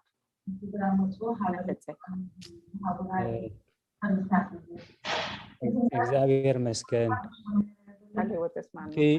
امين امنت اينات تسقيمنا صنيحنا ابتي تغبار ينبر تحقي عبد 325 اب غباء نيكيا زتسرع حق بيت ክርስቲያን ስለዚህ ንምንታይ ያፍልጦ ቤተ ክርስቲያን ዘድሊ እቲ ዝራኸብሉ ዘለው ሕፀ ንሕድሕዶም ክፋለጡ ክላለዩ እቲ ዝራኸቡ ከዓ ሕፅያ ሕፅዩ ምዃኑ ብስድራ ቤት ገሪኦም ከፊቶም ኣለው الراي ድምፂ ይስማዕ ኣሎሞ ሚት ክንገብሮ በጀካ ክንዛረብ ኮለና ጥራይ ክንከፍቶ الراي 57 8 ود ድምፂ ይገብር ኣሎሞ በጃኹም ሳይለንት ገባ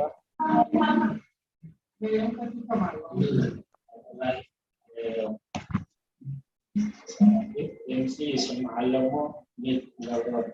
በጀካ ክንዛረብ ኮለና ጥራይ ክንከፍቶ أبغاكم تقولون أنا 57 8 ود ድምፂ ይገብር ኣሎሞ በጃኹም ሳይለንት ገባ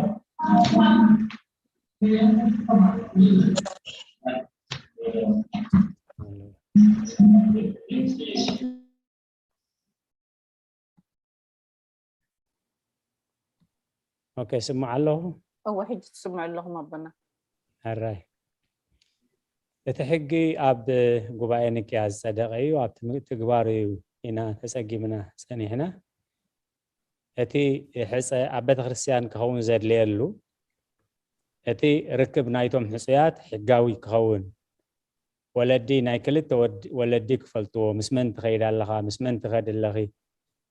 زي كونس بافلطهم بافلطو بيت ክርስቲያን كهون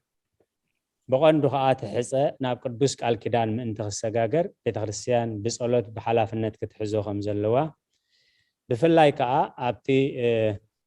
اب ግብጽ ዝራኣናዮ ዓብ ነገር እታ ቤተ ክርስቲያን ኣብቲ ማሕበራው ናይ ሕብረተሰቡን ኣውሽጢ ኣትያ ስለ ትሳተፍ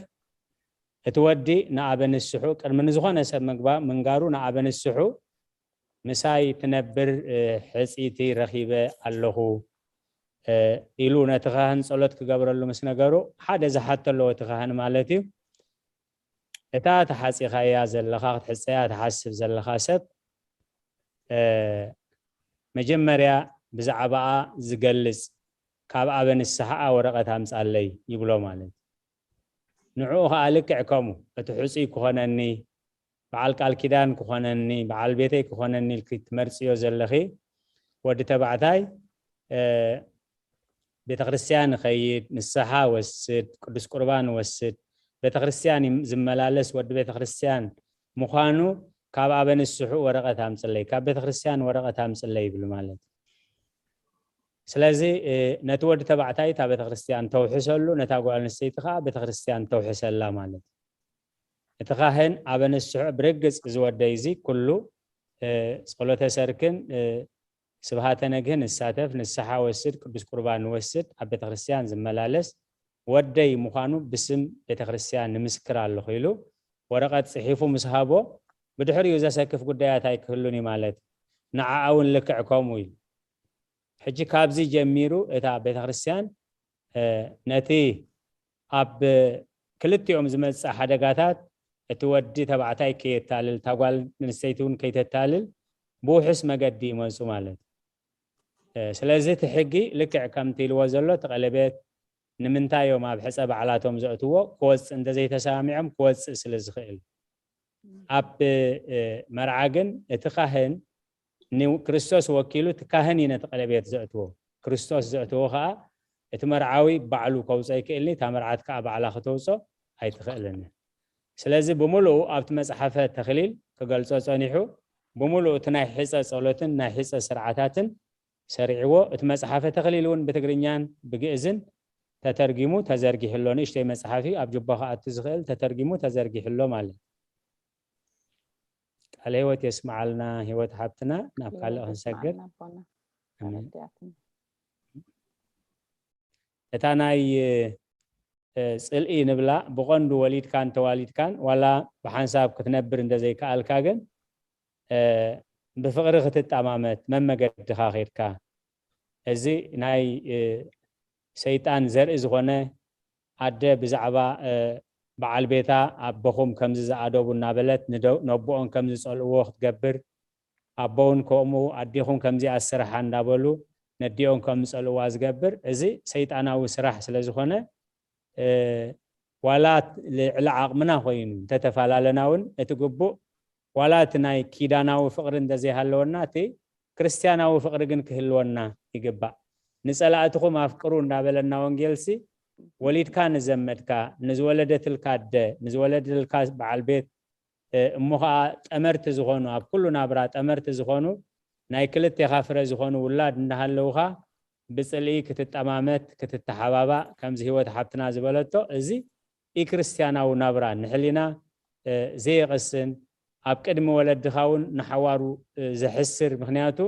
ደቅና ሎሚ ተዓዘብትና እዮም ጽባሕ ግን ፈረድትና እዮም ሳቶም እዮም ዝገልጹና ማለት ስለዚ ካብ ከምዚ ዝመሰለ ባህርያት ክንጥንቀቕ ያ ህይወት ሓብትና ዘኻኺራህና እሞ ደጊመ ቃለ ህይወት የስማዓልና ህይወት ሓብትና ሓራይ ካልእ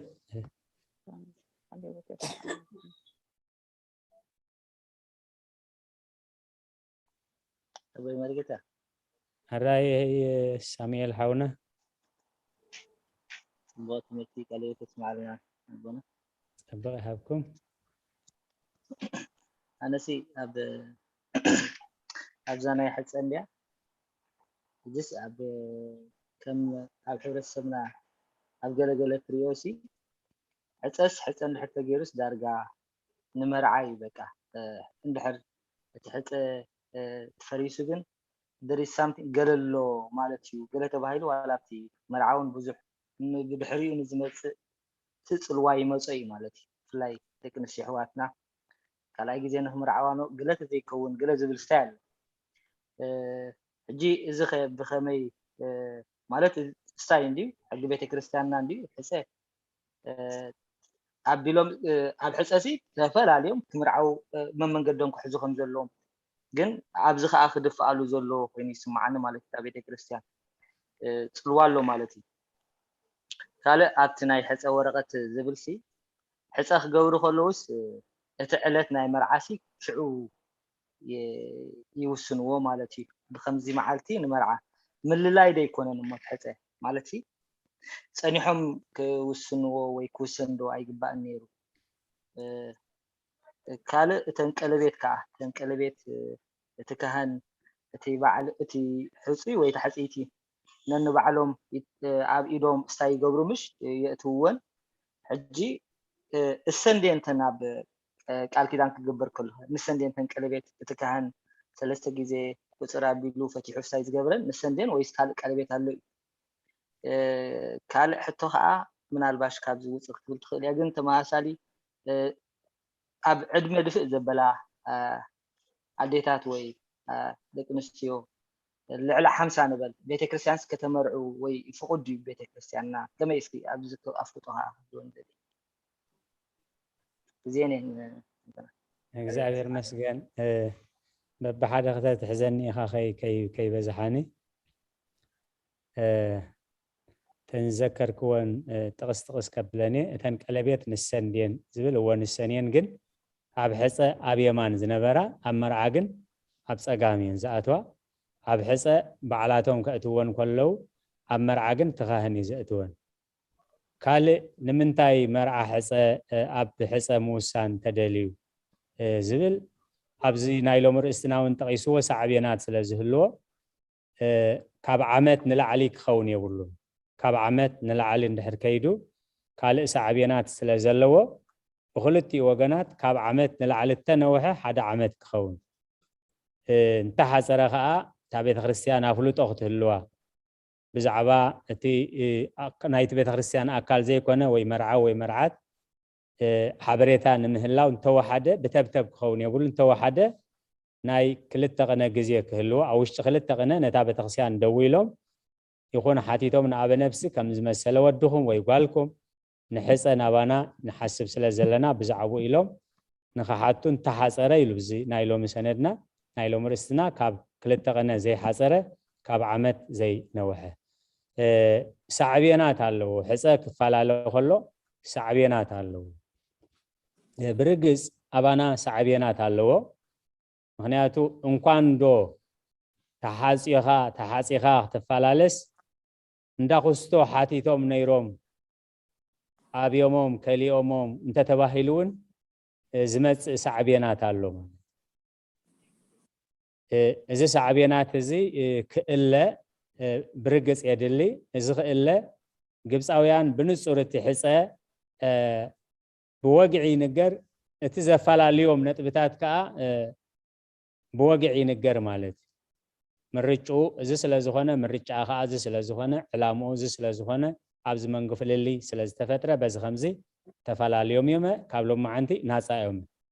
سلزي نعات حصة يتدليو ناس يازلا نعو كتحس يا استحاتيتن كناس ايزولو لا بتخريستيان تمسكر مالتي اتي سعبينات جن برقص سعبينات تالو بقال እግዚአብሔር ይክእል ዝኽእል نحد اندحر تحاتيتهم قال تحاتيتهم አይንህብንና ዝኾነ ምኽኒት ተቢሎምሲ ምስካላ አይትምሩዕንያ ማለት አይኮነን ወይ እንዳኹስቶ አትዮም ነይሮም ዳሕራይ ግን ገዲፎማ አበር ስለዘለዋ ገለ ስለዝረኸብላ አይተባሂሉ أو خلوا يخون بزوسات بهيلات زي لمدتاتيو تأفلطان تمهرتن يو ترايك عليو زغل المبر رجس علىها كبير سعبينات يزلوا مالك كله أمودات هذا تقص كأنيركا أبونا كوس خليهم عدما زدوفو ودي تبعتها يخون قال نستيتي عدما زدوفو خا بيت خريستيان تقبل جو أبزنا يلوم تمرتنا كاب عصر شومنتنا تحت كهوني أبولومن أب تبسلتنا أمرهن أكلاو بسلت كهلوم كاب عصر شومنتنا تحت كهوني أبولومن يلو نلا على زخيد جن كلتي يوم ندحر تسامامي عم بيت خريستيان قد محجي قال كيدان زي أسرو قد محجي ولاد زي بولوم مخانوم ندحر دا تفليتو بيت خريستيان أبتناي مدفع جزية قدب زلوا خوينو أي مثلاً كساب حجين عزم الكات سندات أيام بكون أبزنا يلومون أي تجلسن مالك تراي كل يوم تتراداديون كل يوم تتسامعون مالك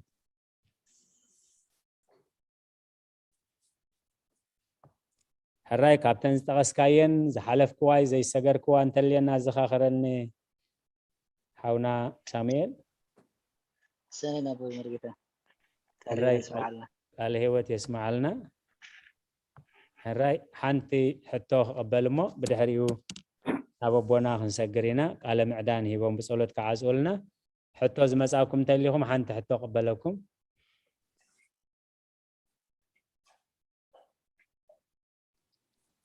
أبونا هو تندحك على زي اللي سحنت اللاتني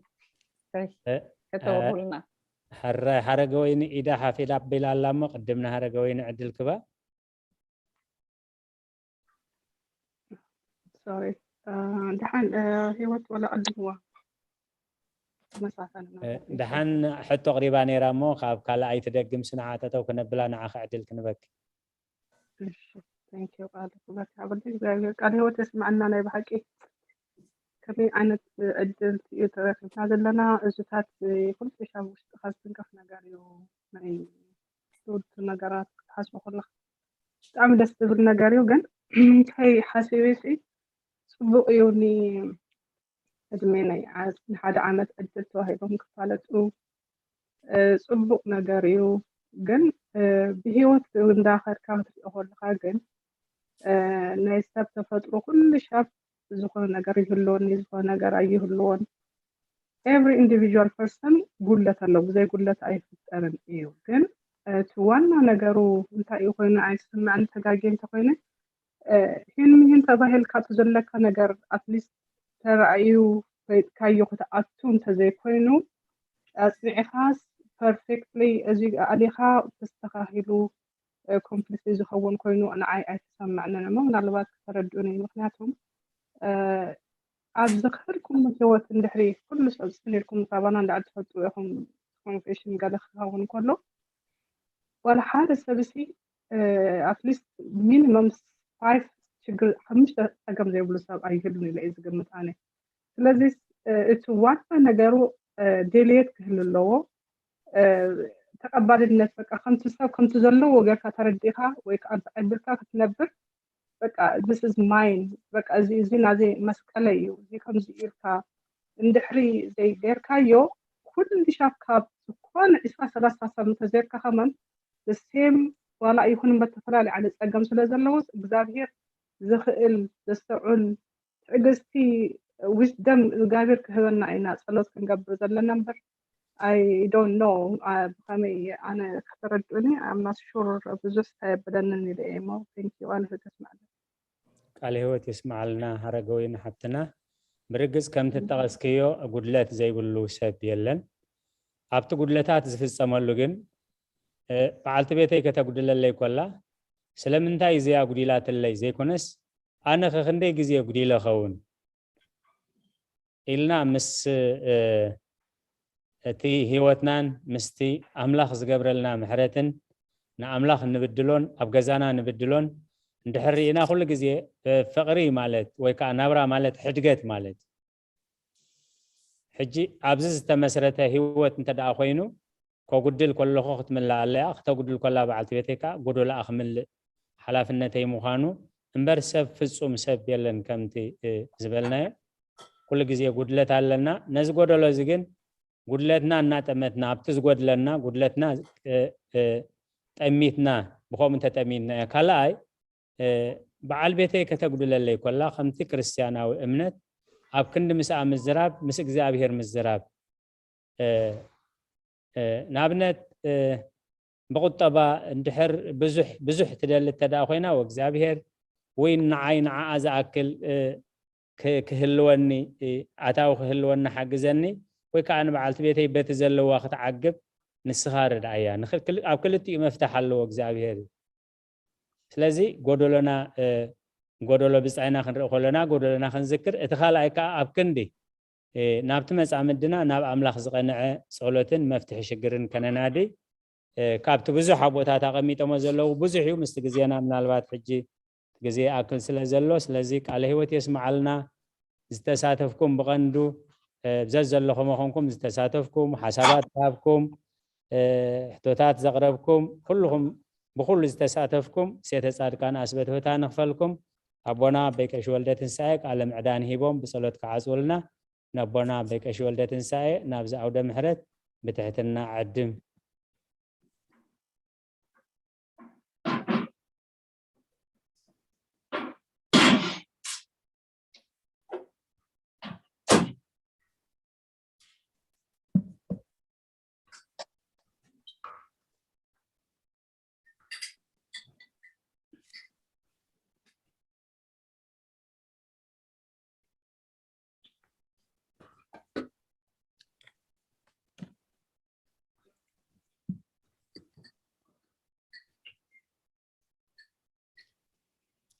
هراي كلكم أبوتاتن أديتاتن أحواتن حاتن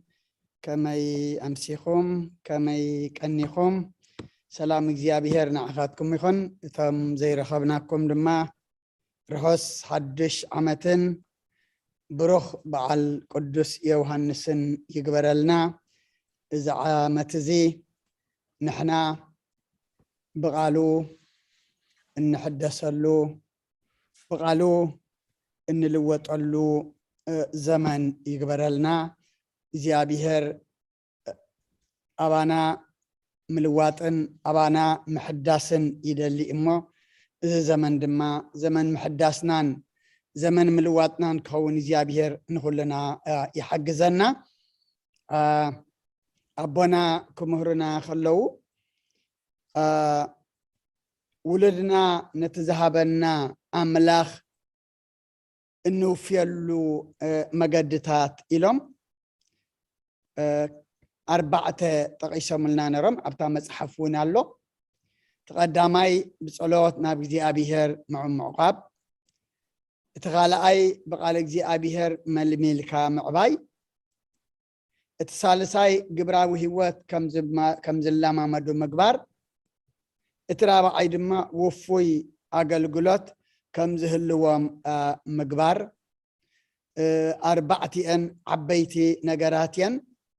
اتي أتبلز اتي أبات حيش اتي أتعبي اتي أبات نقس زبهلا يبلنن جن بأربعتين قرب حساب كهب جزيم انت خي وسد بتا قداميتي بصلات نابغزي أبيهر بمعقاب تبل حانتي تقسي أبوناون تقشما نرم نعا قرب أسمر أبيلي ملأختنا كنا عطسينا مخنياتو صلات مأسر كل إيو بقالك زي أبيهر ملميلك عبيخة صلات زي فلت اندحر كوينم اتقالك زي أبيهر انتاي كخون يخليو فلت أترح كخون يخليو قبراوي هيوات كقبرو انتاي أخوينم كلاما مدو دما مجمّر ياكر متاقبارنا انتاي كنقح اللوم بصلات كنقح اللوم وفي أقل وفيات أقل قلتي كخونو انت دا أخوينم دما كدما أقل قلتهم نصلت زنقحو كخونو اللوم أما ولدنا بصلات نابقزي أبيهر كنا بعقبهم كلنا اقزي أبيهر انتايو اقزي أبيهر كله إيو نحنا أبزأتوه أبزوصوه أبزوعلوه أبزحدروه مسدقنا يلنان تن مسدقنا زلنا ين جزء والسنات ين دقنا أبتمر تخلو نحنا وياب بيت وياب جزات لنا مسأتهم يلنان اجزي أبيهر جنا أبيت تمر تتليم مسأم الله أما قد تليم مسأم الله أبيت تليم دما مسأم الله نابت كل جزء مسأم زلو اجزي أبيهر بصلات كنا معقبام كلنا دقنا انتاي يرخبو حالوا اجزي أبيهر رخبو سقا اجزي أبيهر رخبو رديئت اجزي أبيهر دما يرخبو اتي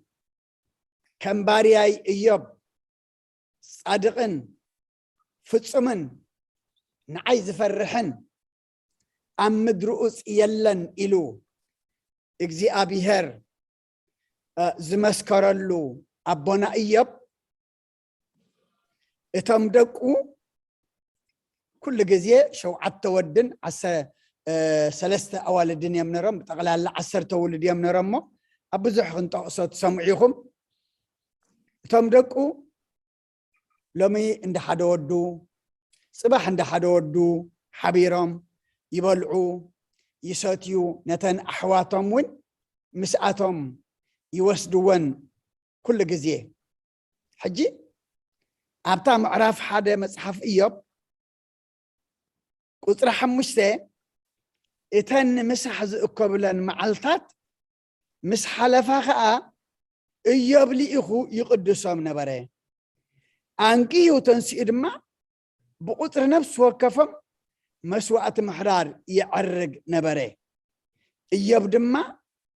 إذا دك أي من هالباش بديلهم نأملاك بلبهم كحيدهم يخونوا إلى نبرم كل جزية كمزي يقبر نبره حدا جزية زي كونسي كل جزية كمزي يقبر نبره اللي يخون تاي يقبر نبره يقدسهم نبره عنجه تسيد ما بقصر كلهم دما مسوعتي نابجزي أبيهر يعرق نبره إذا دك أي من هالباش نأملاخ بديلهم كحيدهم حاتيات قرم كيكونوا إلو كل جزية دقو مسوعة نعرقة نامن يمعقبهم نبره نابجزي أبيهر يمعقبهم نبره بتكريستياننا نسألتها بسلسة تخفلو ناي قل ناي ولك خاص صلوت ناي سدرابية صلوت ناي أملخو أبيت كريستيان مصينا دما نغبرو ناي محبر صلوت حجتا ناي سدرا بيت صلوت كامن يا توسيدا كابزيا مخنياتو بيت كريستيان كسرعو خلا مبقس اللوا كابزا مصحف ايب معراف حدا قصر 5 بيت كريستيان ناي سدرا بيت صلوت كلونا كم زلو تأززنا امو كابوبونا ايب تماهيرنا سلا دقنا ندقنا نابغزي ابيهر كنا معقبم ناتنا نئشتي ايديا زلا ابدقنا نايغزي ابيهر جن عباي ايد نوح ايديا زلامو دقنا نابغزي ابيهر انا معقبنا بصلوت نابغزي ابيهر انا معقبنا كنعبيم غزي ابيهر نخلنا يحجزنا امين امين سلا دقنا كنصلن تخوينا جن مجمريا سلا نفسنا صلت زلمدت نفسي كتلونا علوا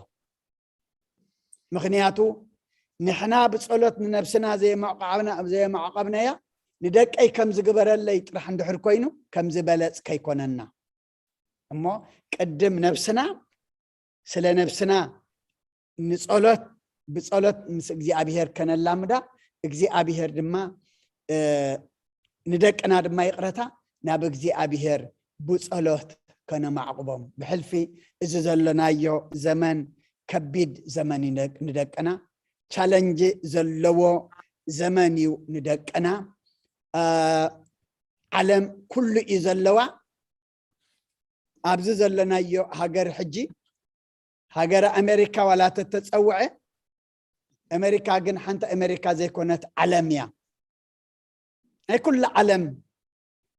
حبرة سبز تعكب الله دقنا أبسرح وي أبتمرتن دحر توافيرهم دما مش كله حبرة سب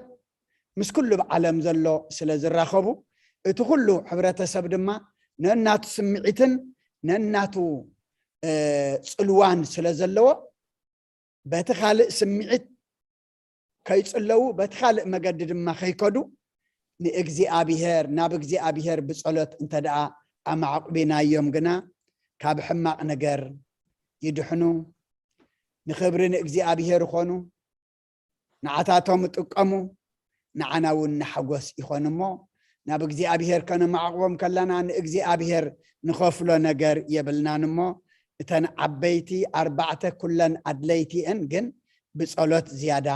እንደቀና ናብ እግዚአብሔር ከነ ማዕቆም ንኹልና እግዚአብሔር ይሐግዘና ንእግዚአብሔር ጓስዮም ንደቀና حلوهم ندقنا لنا انت دعا امعقبنا يوم دما كاب እግዚአብሔር زمنزع ولا حد يلن تناباقي عين عيفلطاني انا دما نعتاتن فلطن كاب ايدي حدكوا زمنزعن وي دما زوسدن يلن نفسنان نفس دقنا ناب እግዚአብሔር انت دعا امعقبنا وساديت علم ايتوسدنا مودق السقاي تودقنا فتانيت علمون ايتفتننا يا سلام انتاي ابت كله زخئل كل زقبر እግዚአብሔር تمعقبنا سلازلنا مالتي مو بخمزي دقنان نفسنان ناب እግዚአብሔር كان معقب እግዚአብሔር نخلنا ناي نقحت منفس يعدلنا نخنصلي منفس قدسو لإخو تقهاتي عدلنا سلخلو እግዚአብሔር مسغانا يبصحيو دقيمه نبونا نممهرنا ابي مرجتا قال هوت يسمع لنا نخلهم ابوتاتن اديتاتن احواتن حاتن حبيركمنا زمسخم بحطو نتتمرتوين مبرهي انهابكم زمسخم كلكم دما እግዚአብሔር አገልግሎትኩም ይባርክ አይፈላልየና እዚ እንመሃሮ ዘለና አብዚ በቃል ኪዳና ምጽም መጻመድና ጸኒዕናሉ አብ ቅድሚ እግዚአብሔር ድማ بخبري እንግለጸሉ ይግበረልና حنساب አብዘዘለናዮ كلنا نصلت حف نبل اسم اب وولد ومنفس قدوس أحد أملاك آمين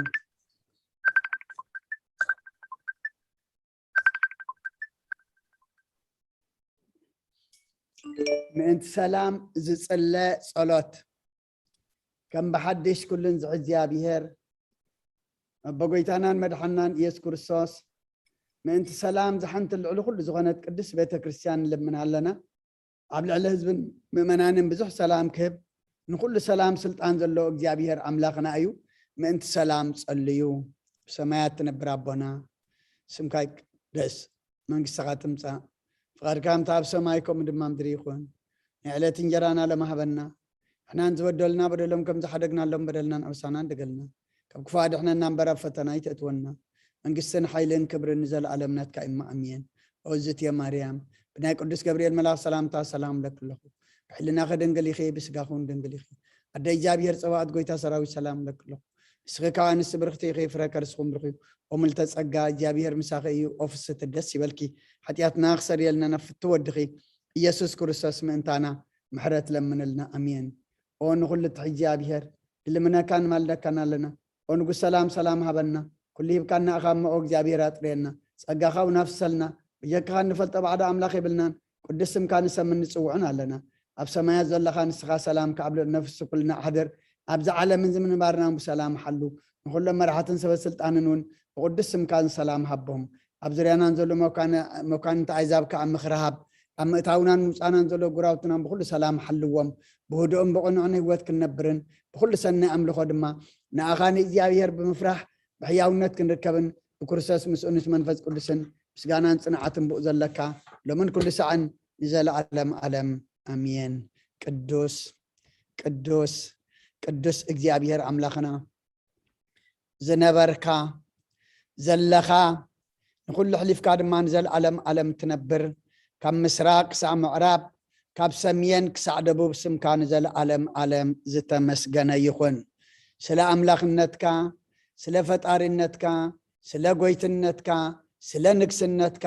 ስለ መለኮትነትካ ቅዱስ እግዚአብሔር አምላክና ንሕና ውሉድካን ባረትካን ኣብዘዝ ዘለና ይኾይና ፍግም ኢልና ንሰግደልካ ኣለና ሰዓት መዓልቲ ዝባረካልና ሰላም ዘውዓልካና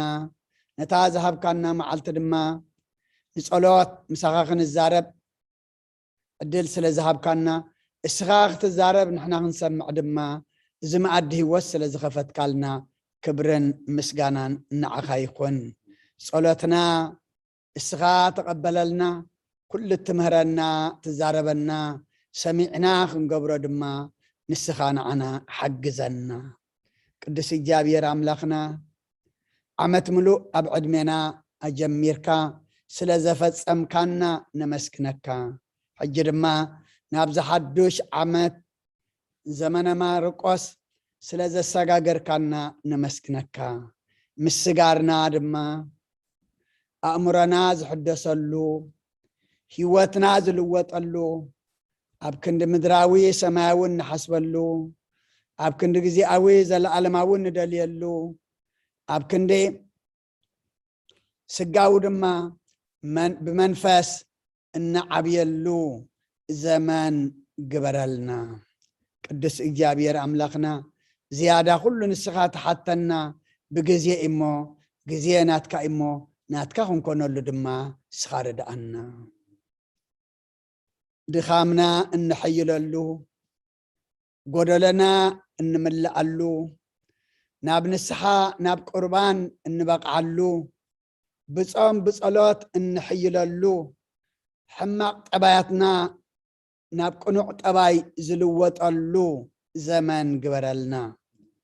ለውጢ ኣባና ዝረአየሉ ምሕዳስ ድማ ኣባና ዝረአየሉ ዘመን ግበረልና ሓድሽ ዘመን እንኳ ዓብፀሓና ኢልና እኽለማይ ለዊጥ ቀሪብና ጥራሕ ከይንዕሾ እግዚአብሔር አምላክና ንሕና ተለዊጥና ንሕና ተሓዲስና እዚ ዘመን እዚ በኣና እስኻ ትሕጎሰሉ ዘመን ግበረልና ኩሉ ኩነታትና ድማ ዝልወጠሉ ግበረልና 2013 ዝተጀመረ ኩናት ህዝቢ ዝህልቕ ትካላት ዝዕኑ ስድራ ቤታት ዝበታትን ህፃናት ዘሳቂ ሽማግለታት ዝሕዝን ዘበኪ ንመንእሰያት ድማ ዝቐዝፍ ዘሎ ኩናት ኣብዚ 2014 ይኣክል ኢልካ ደው ኣብለልና ኣዋጀ ምሕረትካ ኣውጀልና ዝሓለፈ ይኣኽለኩም በለና ናትካ ይኣክል ንኩሉ ይኣክል ዝኣክል ዝድምድም እሞ ናትካ ይኣክል ሃበና ቅዱስ እግዚአብሔር አምላኽና ስለ ኩሉ ተመስገን ቃልካን እንመሃረሉ ብጸሎት እንነቅሐሉ ጊዜን ኃይልን ጥዕናን ስለ ዝሃብካና ነመስግነካ ምሳና ዝውዓልካ ነመስግነካ ምሳና ክትሓድር ድማ ንልምነካ ነቲ ናይ ቃል ኪዳን እንመሃሮ ዘለና ድማ እቶም ኣብ ቃል ኪዳን ዘለና ከም ቃልካ ክንነብረሉ እቶም ብሕጂ ቃል ኪዳን እንሓስብ ዘለና ድማ ክብረ ቃል ኪዳን ተረዲእና ናብ ቃል ኪዳን ክንኣቱ ድማ ንኩልና እግዚአብሔር አምላኽና ንስኻ ሓግዘና ስኻ ትጸልኦ ከይንገብር እሞ ንሕና ከይንጉዳእ ስኻ ትፍንፍኖ ከይንገብር እሞ ንሕና ከይንጠፍእ ስኻ ሓግዘና ብናይ ኣዴና ቅድስት ድንግል ማርያም ኣማላድነት ብናይ መላእክት ተራዳእነት ብናይ ነቢያትን ሃዋርያትን ጻድቃንን ሰማዕታትን ጸሎት ኣይትፈለየና ሓሚሞም ንዘለዉ ብጸሎት ዘኩርና ዝበሉና ኣስማቶም ትፈልጦም ኣበይ ምህላዎም ትፈልጥ ሕማሞም ትፈልጥ ክብደቶም ትፈልጥ ኢኻ እሞ እግዚአብሔር ኣምላኽና ንኩሎም ኣብዘ ዘለዎ በፂሕኻ ብዓይኒ ምሕረትካ ጠምተልና ፈውሰ ምሕረትካ ለኣኸሎም ብዙሓት ኣለዉ ሓዘን ዝኸበዶም እግዚአብሔር ኣምላኽና እሞ ንሓዘኖም ድማ እስኻ ጻናንዕ ከምቲ ነቦና እዮብ ኣብ ከቢድ ሓዘን ከም ዘመስግን ዝገበርካዮ ሓዘን ዝኸበዶም ድማ መንፈስ ቅዱስ ካልኢካ ነቲ ዝወረደ ሓዘን ብምስጋና ክቕበልዎ ሓዘኖም ደብስ ጠምዮም ጸሚኦም ዘለው ንስዓልና ንሕና ሕጂ ካብ ተፈላለየ ዓይነት ኣይና ይሕሸኒ ኣይና ሕጂኻ ክበልዕ ኢልና ንበልዖ ካብ ብዝሕ ተላዕለ ዝኸብደና ኣሎ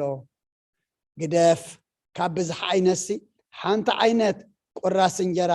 ኣዴታት መሶበን ከፊተን ኣቦታት እውን ጅቦኦም ሃሰሲሎም ቅርሺ ዝሰኣኑ ቁራስ እንጀራ ኣብ መሶበን ዝሰኣና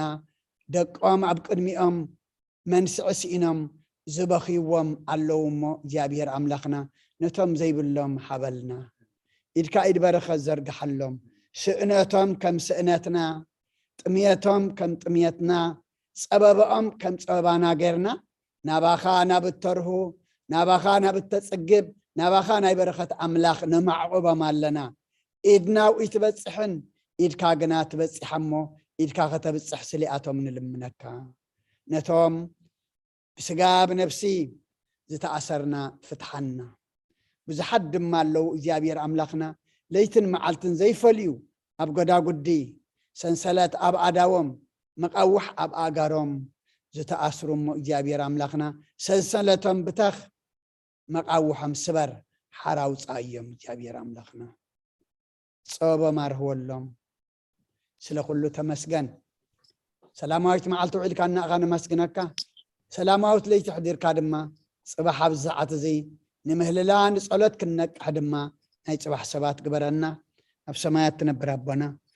ስምካ ይቀደስ መንግሥትኻ ትምጻእ ፈቃድካ ከምቲ ኣብ ሰማይ ከምኡ ድማ ምድሪ ይኹን ዕለት እንጀራና ለማሃበና ንሕና ዝበደሉና በደሎም ከም ዝሓደግናሎም በደልና ንዕመሳና እንደገልና ካብ ክፉእ ኣድሕነና እምበር ኣብ ፈተና ኣይተእትወና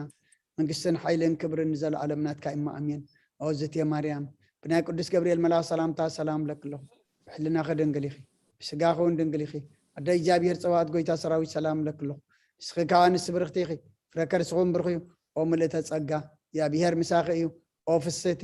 ደስ ይበልኪ ሓጢኣትና ክሰርየልና ናብ ፍትው ወድኺ ኢየሱስ ክርስቶስ ምእንታና ምሕረት ለምነልና አሜን ይፍታህ ወይስረይ እግዚእና ወአምላክና ወመድኃኒነ ኢየሱስ ክርስቶስ ጋኒጋ ካናን ስራይ ኃጢአት ደምሳሴ አበሳ ወልዱ ለብሩክ ከሳቴ ብርሃን አንቱም አብየ ካህናት ወአብየ ዲያቆናት ዕዱዋን ሳይሩግ ሕፃናት በበስምኩም ኩኑ ፍታነውን ጸሃነ ይረሴን እስክልዋን ሰማያት እግዚኦ መሐረነ ክርስቶስ መልዓ 12 እግዚኦ መሐረነ ክርስቶስ እግዚኦ መሐረነ ክርስቶስ እግዚኦ መሐረነ ክርስቶስ እግዚኦ መሐረነ ክርስቶስ እግዚኦ መሐረነ ክርስቶስ እግዚኦ መሐረነ ክርስቶስ እግዚኦ መሐረነ ክርስቶስ እግዚኦ መሐረነ ክርስቶስ እግዚኦ መሐረነ ክርስቶስ እግዚኦ መሐረነ ክርስቶስ እግዚኦ መሐረነ ክርስቶስ እግዚኦ መሐረነ ክርስቶስ ብዝሓለፈ መሐረና ብዝመጽእ ድማ ሓልወና በአፉን መንፈስ ቅዱስ በእንተ እግዝእትነ ማርያም መሐረነ ክርስቶስ መልዓ 12 በእንተ እግዝእትነ ማርያም መሐረነ ክርስቶስ በእንተ እግዝእትነ ማርያም መሐረነ ክርስቶስ በእንተ እግዝእትነ ማርያም መሐረነ ክርስቶስ በእንተ እግዝእትነ ማርያም መሐረነ ክርስቶስ በእንተ እግዝእትነ ማርያም መሐረነ ክርስቶስ በእንተ እግዝእትነ ማርያም መሐረነ ክርስቶስ በእንተ እግዝእትነ ማርያም መሐረነ ክርስቶስ በእንተ እግዝእትነ ማርያም መሐረነ ክርስቶስ በእንተ እግዝእትነ ማርያም መሐረነ ክርስቶስ በእንተ እግዝእትነ ማርያም መሐረነ ክርስቶስ በእንተ እግዝእትነ ማርያም مهارنا كريستوس بنت اجزتنا مريم مهارنا كريستوس صقا غويتانا ኢየሱስ ክርስቶስን ፍቅሪ እግዚአብሔር አቦን ሕብረት መንፈስ ቅዱስን ምሳይን ምስኩልኹምን ይኹን ስለኹሉ እግዚአብሔር ምስጋና ይብጽሐዮ ስለተሳትፈኹም እግዚአብሔር አገልግሎትኩም ይባርክ ብሩኽ ለይቲ ይግበረልና ሰላም ሕደሩ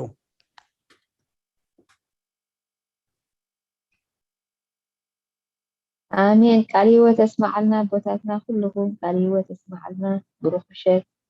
آمين مع ذاك بسان كلنا قال هيوت يسمع لنا آمين آمين بروح الشيخ كلهم بناي أبصر حدي 5 كيلو مشيت هاي تساتف كن مع ذاك بسان هو أبدأ جنيرسي دحري دارجا ربع أختار مخل أكيد أجي from beginning سلذي سمع هو برصب تمرتنيرو أزيد السبل كلنا زابير لأنه بحج ولده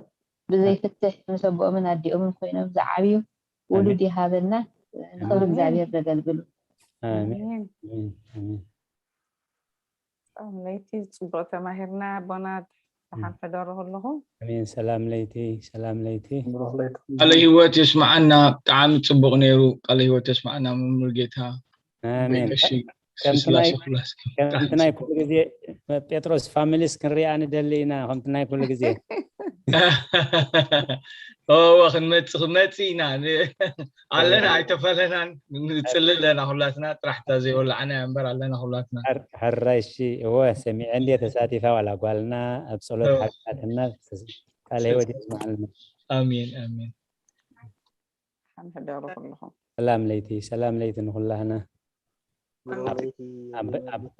أبي دكتور صقاب باسم كلاتهم كله تختبر وزن سوق أقلقلوت ناي تكنيك هون كله أبير زمن أقلقلاتكم مبارك